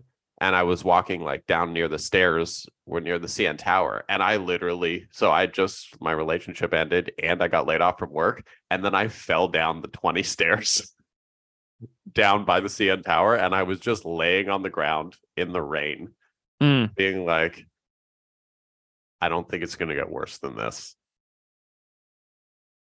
It was a pretty garbage day. But looking back, I'm like, hilarious day. Yeah. Well, I was going down memory lane a little bit, and I kind of went a little farther back in my life. Like, I tried to think about the times when I was like a teenager that the song is sort of discussing those puberty years and then just a little bit thereafter. One time I think I was 13 And these guys that I was like desperately trying to be friends with, that I wanted to like me so badly, built this gigantic bike ramp, and they were like all like going off this bike ramp on like their BMX bikes and stuff like that. And I did not have a BMX bike. I did not ever go off ramps or jumps or anything like that. I had no skill at doing any of these things. And like they all had like GT and dyno bikes that they were like jumping off stuff all the time. Like the pegs on the tires kind of thing. Yeah, all of that stuff. And so I was like, oh, I'll try it. And so I went off this bike ramp and I racked myself so hard in front of everybody. And I was like, it was like one of the most excruciating experiences of my life as far as pain goes.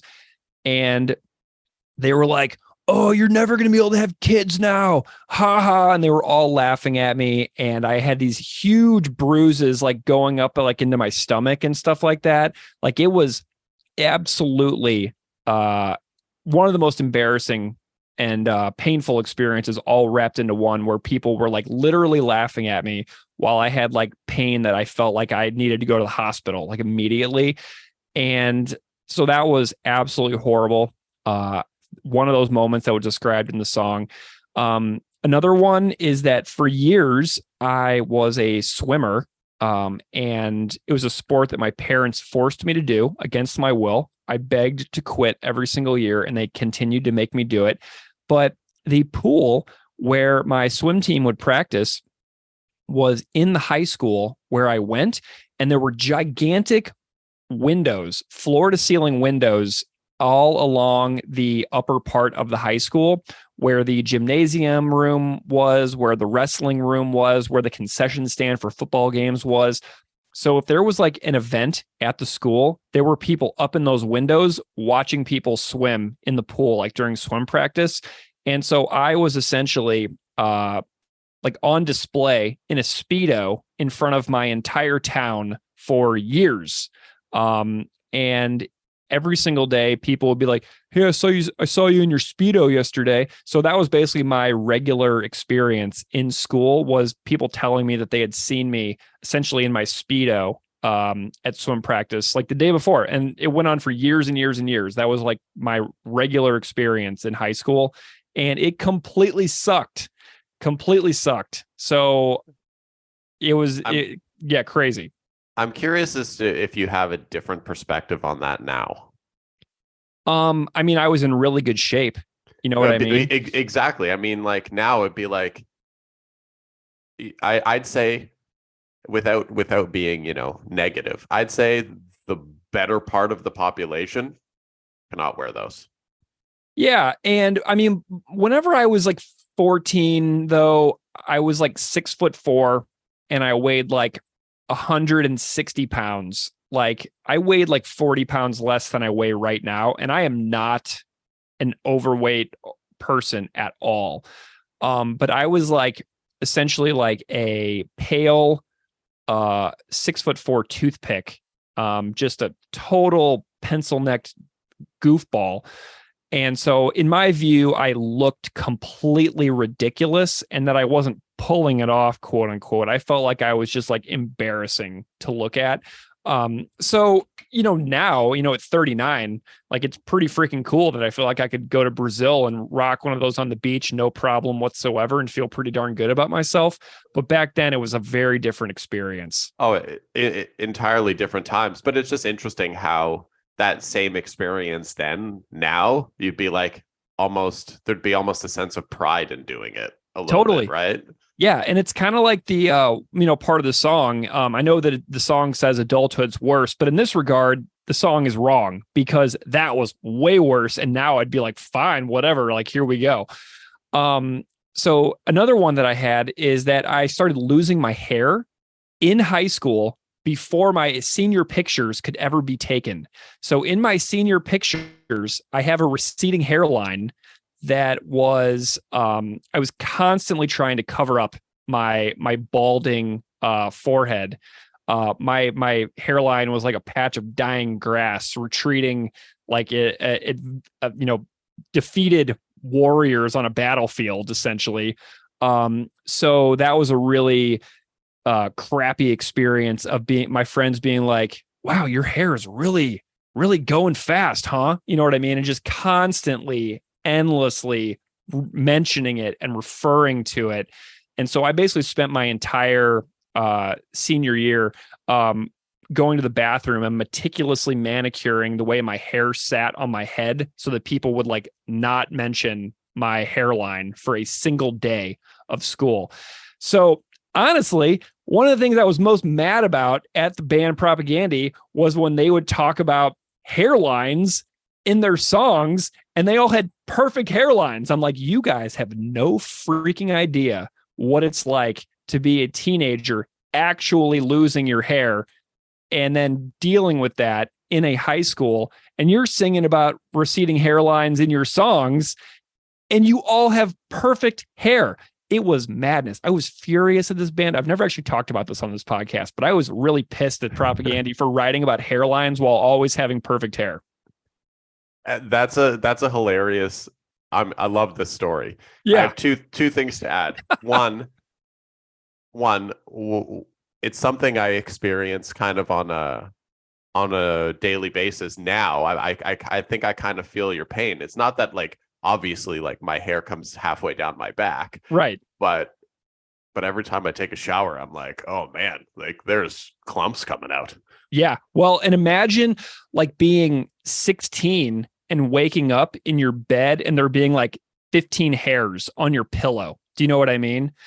It's like, oh God, it was a really, really messed up situation. And I was like buying the Zit Cream order by mail lyric in this song was me, but with like hair loss products. You know what I mean? I never used like Rogaine with minoxidil or anything like that. Like Propecia.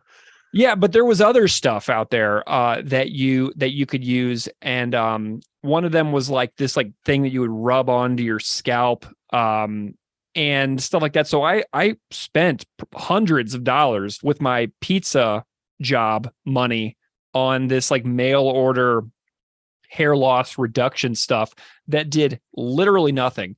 And it was a really crappy experience, but yeah, like imagine being 16 and then having that experience in the shower. Like you're afraid to wash your hair because you know when you rub your scalp, there's going to be hair on your fingers when you take your hands away from your head. Yeah, it's a terrifying thing that I'm going through right now. You're going to be okay, I promise you. And when you get to the point where you know, it just where it needs to all just go, man, just shave it off, because never having to pay for another haircut as long as you live is really awesome. I haven't paid for a haircut since 2004. I mean, I haven't had a haircut since 2019.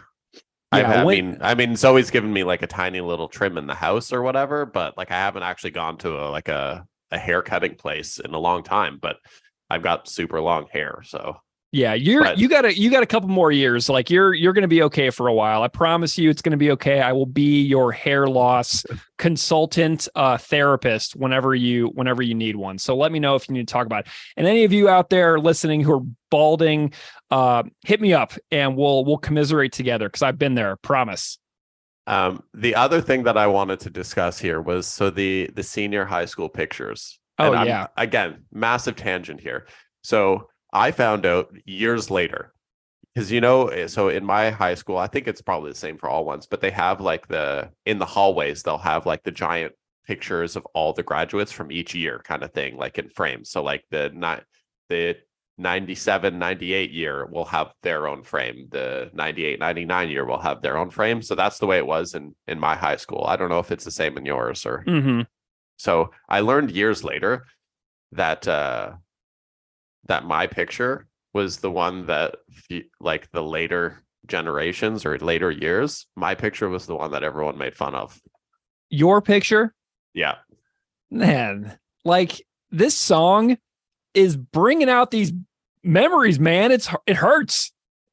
So because of that, I would like to propose a challenge in that I will find my picture that everyone made fun of, and I will send it to you, and you can post both of our high school pictures Yeah, I actually along with this episode.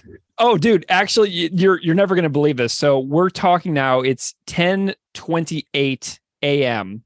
when we're recording this, and I actually texted my mom less than 1 minute ago, asking her if she can send me a scan of my high school senior photo. Like I did, I was like already way ahead of you on that. I was texting my mom like 1 minute ago, asking her to send me that. So it's going to happen, and I'm thinking about just making my senior photo the Impending Halfhead episode artwork, and having just to be right across my face.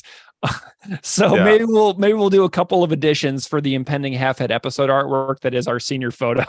Yeah, I'll flip it over to you, because my picture, I remember it.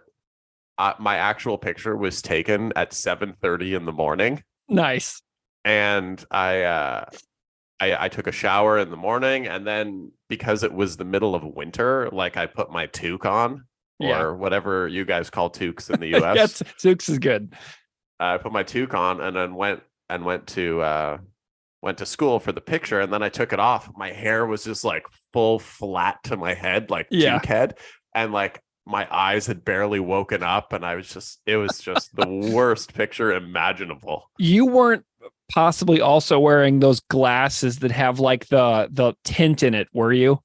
No, I'm only a recent glasses wearer within the last few years. So, Gotcha. but my eyes were barely open in the picture too. Like, or one was open and one was closed. It was terrible. So Amazing. I will find the picture and I will send it to you, and you can post it and everyone can laugh at me. We have to make that the episode artwork.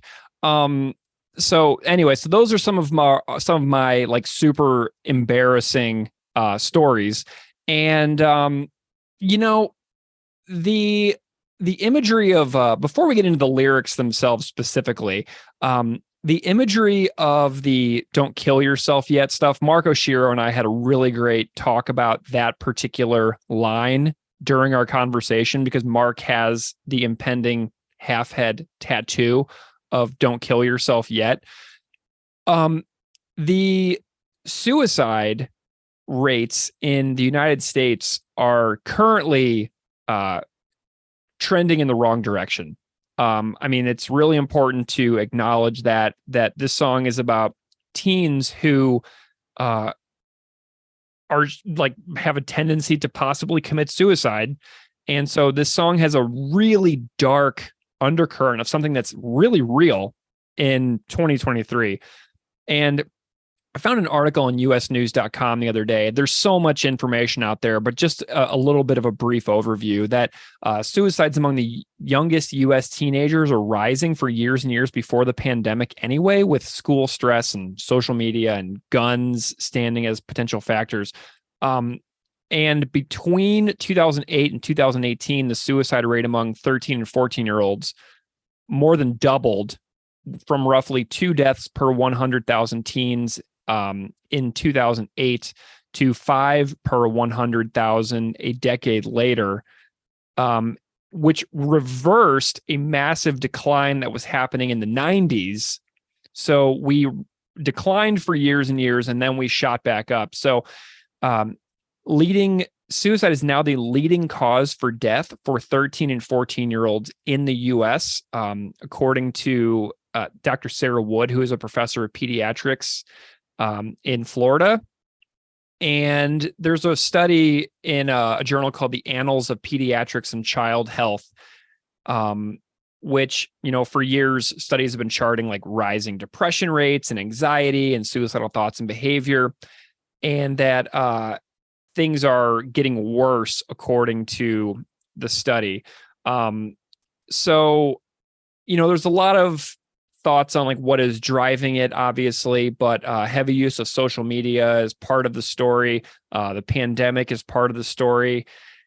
And, before 2008, the study found that the rate was waning from about 2.3 per 100,000 in 99 to 1.5 per 100,000 in 2007. And then it increased 2.5 times between 2008 and 2018. So There is, they go on to talk about the impacts of Facebook, YouTube, Twitter, Snapchat, Instagram.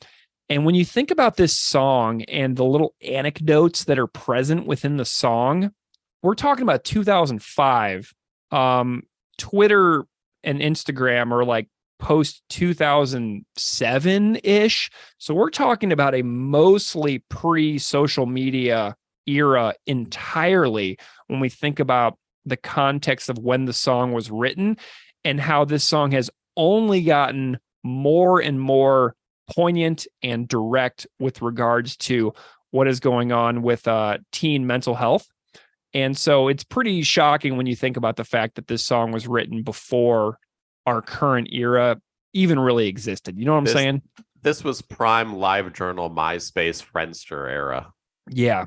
Yeah. I think I was on Facebook in 2004, but I was a college student. So it really was only available to a certain segment of the population. But yeah, the prevalence and the rise of social media after this song was written is a pretty stark and important detail to talk about.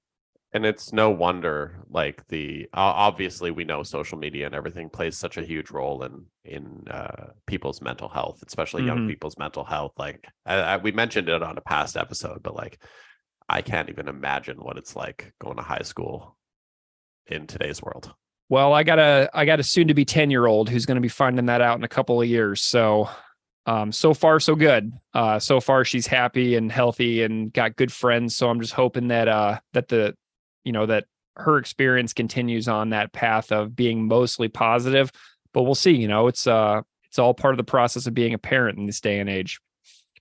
So challenging for sure. Yeah. So let's talk about the individual lines here. We got this opening line. He had a stack of dimes for a dink that he kept hidden from his young tormentors.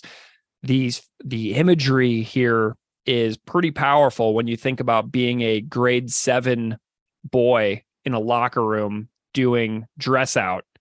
I would imagine that there are similar experiences for girls of being extremely, concerned about your own body and dressing out and things like that in middle school is a really big deal. All of the fear of being naked in school locker rooms really just jumps out at me on this particular line. Do you have a thought on this one? Yeah, I mean, it's I guess it's a kind of a slightly different experience for here because we never kind of really had that in school. Like our high school gym, like the showers didn't work. So we never had that issue. So everyone was just gross all the time. But for us, it was more of the hockey locker room. Yeah. And that's where kind of it would translate. And hockey locker rooms, as we know from seeing all the stuff that happened recently within Hockey Canada, hockey locker rooms are a very toxic place. So that's kind of my experience with this, but yeah, it's extremely relatable for I think almost everyone.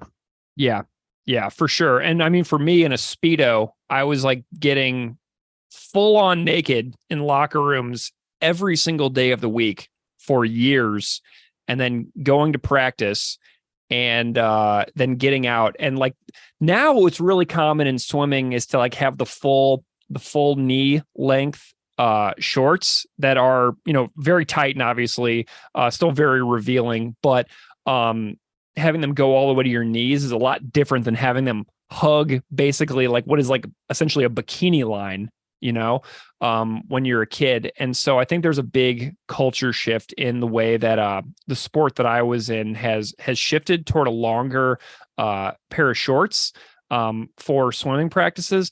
But yeah, walking up and down the super long hallway between the locker room and the pool, and then getting out of the water and being soaking wet and having to walk down the freezing cold air conditioned hallway between the pool and the locker room while soaking wet. A lot of really bad memories for me here with regards to this opening line that I'm not really having a very good time remembering, honestly. And Honestly, swimmers' towels are the tiniest towels in the world too. For some reason, I don't just use a beach towel. But why do Yeah. you have to use like literally the world's smallest towels? You watch people like in swimming and diving in the Olympics or in like the World Championships, and they come out of the wild with this water, and it's essentially like a face cloth that they're using to dry themselves off. I know. Well, and if my parents ever listen to this, it's going to be horrible. But yeah, so no thanks to them for forcing me to be a swimmer for like a decade after I was asking to quit. So advice out there for any of you who are raising kids, if your kid begs you to stop something that is not right for them, please take their opinion into consideration. I speak from experience as a 39-year-old man still harboring resentment towards my parents for forcing me to do something for 10 years against my will. So anyway, so there's my little rant. We got the next line. She crapped her pants, and when it started to stink, they laughed her up a railing high above the river. Bathroom emergency torment. I remember in elementary school, a girl in my class had an incident in class like this. And it is so sad looking back upon, because I just like, whenever I thought really hard about it, this was like in grade 3. And when I think back on the fact that she just had tears streaming down her face and the teacher did not react nearly fast enough to help this kid, that it really opened up a door for absolutely torture behavior from her classmates. So I remember an incident very, very clearly like this. And then I remember one time I was like 6, and I was like at what, like having so much fun with one of my friends that like I didn't go to the bathroom in time, and then I peed my pants. And so I was wearing like sweat shorts that were gray, and like all of a sudden I was just covered in pee. And so I had an experience like this where I essentially peed my shorts in front of all of my friends. So I've been on sort of the receiving end of this one. And I've also seen somebody else get tormented in grade 3 for essentially defecating in her pants in the classroom. I think at the end of the day, and we covered this in my Fidelis episode with Chevy, but we need to be more tolerant or understanding, because accidents happen, man.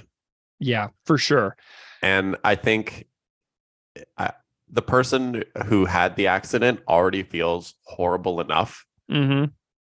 As a society, we need to be better about not shaming or drawing more attention to that, and just being empathetic, because that's when you look back on these situations, they're one of the most vulnerable moments a person can have. Yeah, for sure. And I think we as a society could do a lot better in helping people through those moments rather than putting them down in those moments, because you already feel awful. Yeah. Well, and then we've got this, we go into the chorus here. A goddamn beige curse. She couldn't imagine worse. She once was known for her art, not anymore. So this is the fear that at any given moment, something bad can happen, and it just totally taints the perception of who you are, what you're good at, and what value you can serve in the world. And once being known as a great artist, and then being known solely as the person who had an accident when they were trying to get to the bathroom, is it's just a really sad thing, because like if somebody has a bathroom accident in grade 3, and then years and years and years go by, you move away, you have a new life, everything is great, you've totally almost forgotten about that ever even happened, and then you go back and visit your hometown for like the holidays or something, and you walk into a bar to like meet a friend, and somebody who was in that room in 3rd grade is like in the bar, and they're like, oh my God, remember when you pooped your pants in 3rd grade? Oh my God.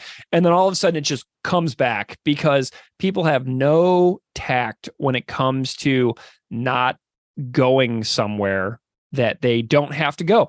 Because like people don't have to bring up those experiences, but that there are many people that never even think twice about bringing up such experiences, and they'll immediately throw that person back into like that pain that they had experienced decades before.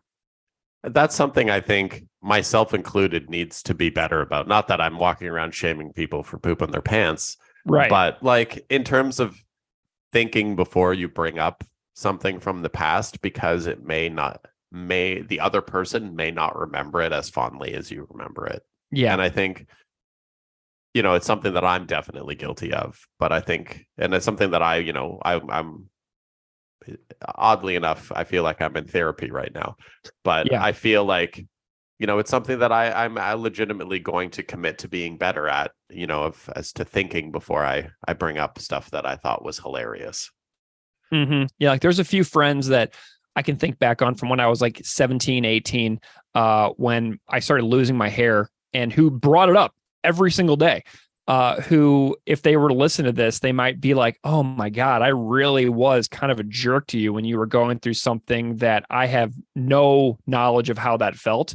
So yeah, it's a really interesting thing to think about, like what we carry with us over many, many years. You should name them and publicly call them out. I'm not going to do that. I'm just not joking. I know, but it's really tempting. It's really tempting, I promise you. So then we get this next line. His mom caught him jerking when she got home from work, and it drove him to stick needles in his arm. So this one is the one that, like, somebody earlier commented from songmeaning.com, where it felt excessive. And this one does feel kind of like a reach for me. Like, I think that if somebody was, pleasuring themselves and their mom walked in on them, I don't really know if I buy the heroin usage after something like that. So this one feels like one of the lesser persuasive and vivid images for me personally. But who knows? Like, everybody's life experiences are different, and who knows what would happen after that? Because maybe the mom would torment them.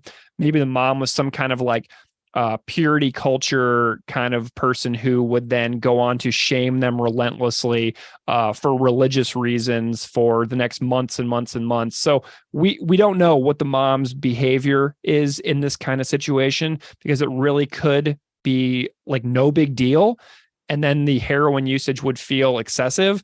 But then it really could be something depending on what kind of culture the household was under. Yeah. Yeah, I felt like this was a reach as well, but again, because I didn't grow up in a traditionally religious house or anything like that, I don't really have any experience. But I was trying to think of a way that it could be plausible, and I think that whole Bible Belt culture, in that I could see it potentially being plausible, kind of how you explained there. Mm-hmm. Yeah, like I've interviewed people on my other podcast with regards to purity culture and evangelical movements, and there's so there this is plausible, but it has to be a very specific kind of family. So maybe there could be a little more context within the lyrics, like his purity culture mom. Do you know what I mean? Like, add a little bit more detail, because for the most part, I think the moms would be like, oh yeah, duh, obviously that's going on. Whatever. And then they would just move on with their lives. You know what I mean? So I feel like a little more detail in this particular lyric could make this a slightly more impactful and effective lyric. But I'm not a lyric writer, so what do I know? So we've got the next line. She gave one blowjob in the back of a van, and the clap quickly spread across her lips. Teenage experimentation gone awry immediately. It's like the people who have sex one time and are pregnant. Do you know what I mean? Where you're just trying to do something totally normal, and suddenly it immediately backfires on you with your first time. So this is a line that I really felt for the character in this particular line. Hey, Greg here with a little note. I learned today, July 10th, 2023, at the age of 39, that the clap is not chlamydia. Apparently, this is a common mistake. The line references the clap, which is actually gonorrhea. So I learned something new in the editing process. So everything that we say for the next few minutes is incorrect, but still, I wanted to leave it in. Thanks. And I did look up the CDC statistics, the Center for Disease Control in the United States, for chlamydia infection rates. So the report indicated that in the United States in 2021, 1.6 million chlamydial infections were reported, which is a 4.1% increase from 2020, signaling a return to pre-pandemic levels of chlamydia infections. So that's my factoid for this particular line. I find it crazy that it only went up 4.1%. Yeah, I mean, I obviously, because that shows me that people were not isolating in 2020. Right. Yeah, and that was 2021 too. So it was like, the 2020 lockdowns, like people, I mean, when music started back up, when live music started going on again, I think in August 2021, I went to see Every Time I Die here in Buffalo. And it was like, oh, things are happening again, because like 90% of the people in August 2021 were in the Rec Room in Buffalo, which you've been to, which is tiny. And like, there were like 20 people in that whole entire place wearing masks.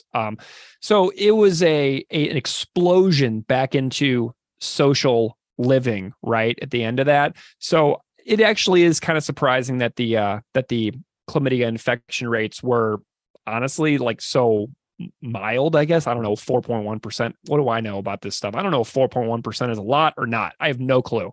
It seems like not a lot. I feel like it should have been like 20%. Yeah, like way skyrocketing, because people were just like just absolutely chomping at the bit to get back into the world that we knew before COVID. Like, I didn't leave the house in 2020. Yeah, it was crazy. Yeah.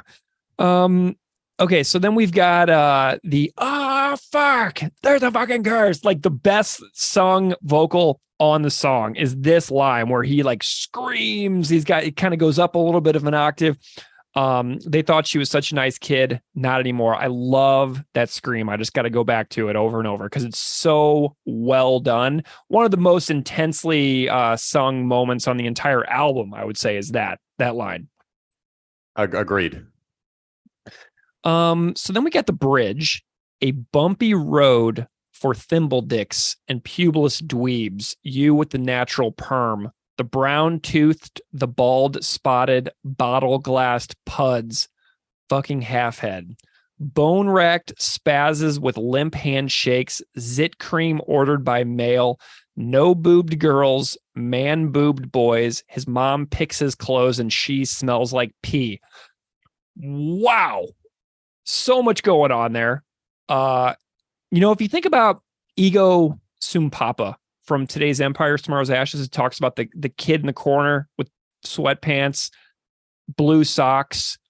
This is like something that Todd is really good at, is like seeing the totally ostracized people in society who other people would like see as totally invisible. Do you know what I mean? Todd is a really observant and kind of wonderful person in the regard that he can like see the people that society is like completely overlooking. Does that make sense? It makes perfect sense. And we need more of those people. Mm-hmm. Yeah, there's a lot to learn from Todd with the way that he notices these folks. And the way that it comes across on multiple records, is really cool. The body image, self-image depictions here are really powerful because when we're young, we just compare ourselves to everyone else.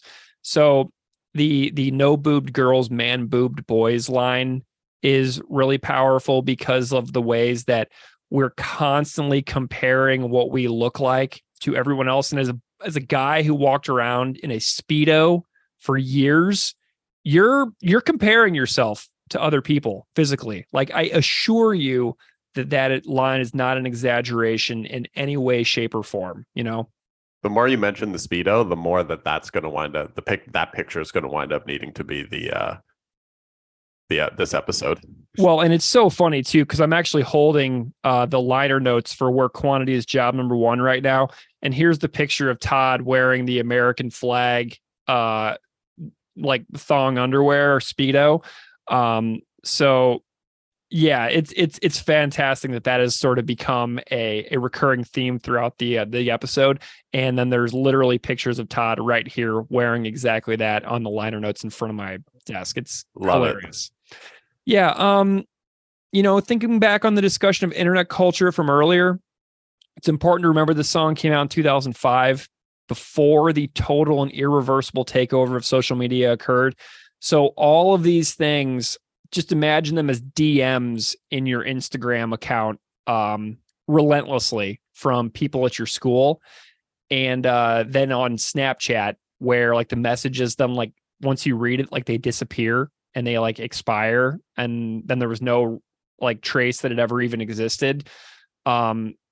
Really, really powerful stuff when you think about how the problems that are described in the song have only gotten worse and worse as years have gone by. It's super sad, man. Yeah, I know. It's such a bummer. It's such a sad song. So then we've got the outro here. These are the mean streets. Don't kill yourself yet. Adulthood's worse. Don't kill yourself at all yet. So the killing oneself imagery here connected with the title Halfhead, because like that person earlier like talked about how if somebody committed suicide, it could like make it be literally like half a head. I just am grossing myself out right now even thinking about it. But considering they're contemplating suicide over teenage issues and experiences, the impending word is also very bleak. Because impending is something that is about to occur. And so that's what's sticking with me here is the title of the song. But the adulthood's worst thing is really tough because everybody has their own struggles and everybody is just trying to do their best. And we do need a very empathetic population who does a really way better job of paying attention to people that are otherwise quite invisible, as you mentioned earlier. So I'm with you on that. It's one of those things where maybe I'm completely out of line in saying this, but I think, the adulthood's worse. I think, growing up in today's age with the Instagrams and being a teenager in this age versus an adult in this age, as an adult, I can't imagine how hard that is. Like what I do is far easier than having to do that. I know. And I don't want to like, wish away my life or anything, but like, I kind of wish I would have been like an adult with a career like in the 90s. Like I kind of wish I would have been born in like 1960. So that I could have gone, so that I would be like, basically retiring now, and that I had like my retirement all set, and that I didn't even have to be involved in the way this society is now, and I could just like enjoy my retirement with endless amounts of like retirement door dashing and whatever. I don't know. I kind of feel like if I could choose, if I had a say, that maybe I would have had my peak adult years a bit earlier. But what are you going to do?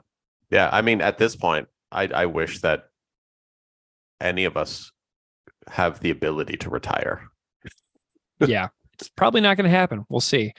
So as far as the band goes, I could not find any live performances of this song on YouTube. I could not find it listed a single time on setlist.fm. I have a hard time believing that they never played it because this doesn't seem like an overly challenging song. Like they would have no problem pulling off this song live. So I would like to believe that they played it in the mid 2000s. If anybody out there ever saw it, I'd love to know. If anybody out there has seen footage of them playing this or has tracked anything down, let me know. I would love to see it because I have not been able to find it. But as far as I can tell, this is an entirely forgotten song by the band. I think next time we go see them, we need to just bring giant signs with songs that we've never seen them play and just hold up those signs the whole show. Yeah, they'll be like, oh Lord. But interestingly, this song became the name of an Australian propaganda cover band. So there is a band in Australia called the Impending Halfheads, and they do full sets of propaganda songs. Interestingly, that band played Note to Self and Last Will and Testament in the same set. They're playing like the songs that are like 6 minutes long in the same set. And I know that Jamie Hay is in the band.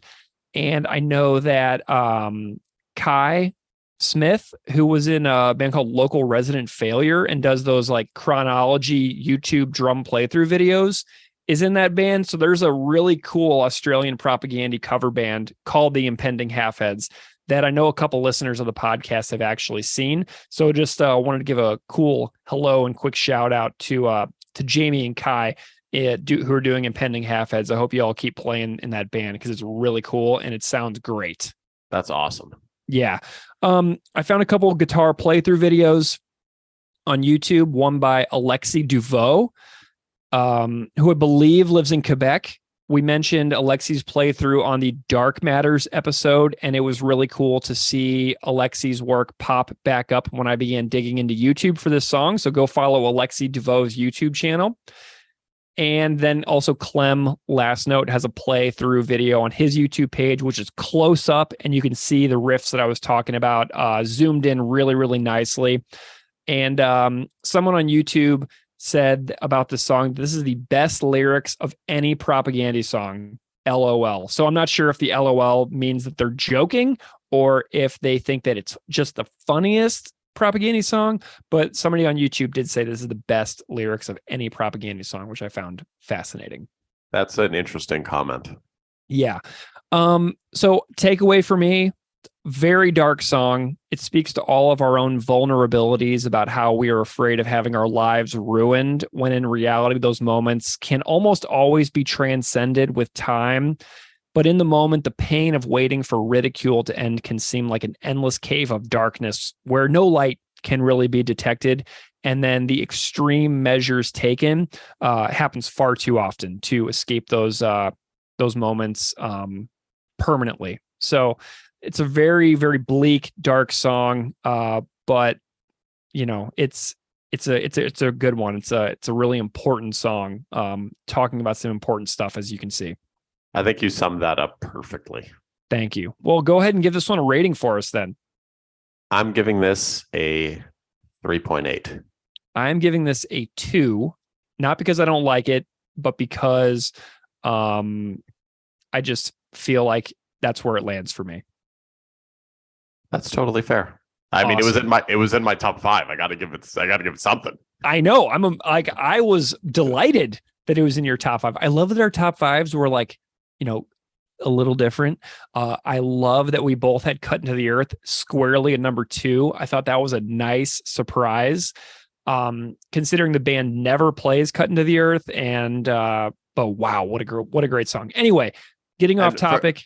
For all 2 of you listening at this point, yes, Greg and I, we did not know each other's lists beforehand. This was just we just went into it, so it was equally a surprise for both of us. Yeah, that was a delight. I was so surprised the yours was number 2. The fact that it was both on both of our lists isn't necessarily the big shocker when you think about how creative and interesting that song is, but the fact that it was both at number 2 is awesome surprise. So, Steve, thank you for closing out Potemkin City Limits with me. What an absolute pleasure to have you here for the last 2 Potemkin City Limits tunes. For the record, my mom texted me back saying that she is going to send me my senior high school photo. So I'm looking forward to you and I being the Impending Halfhead cover artworks. We'll see if that actually comes to pass. I think I got to send it over to my buddy and have him whip it up for me. But if you want to get in touch, propagandapod@gmail.com is the best place to do it. You can also find us on Instagram at propagandapod, and we're also on Threads now. Did you see that we have a Threads account?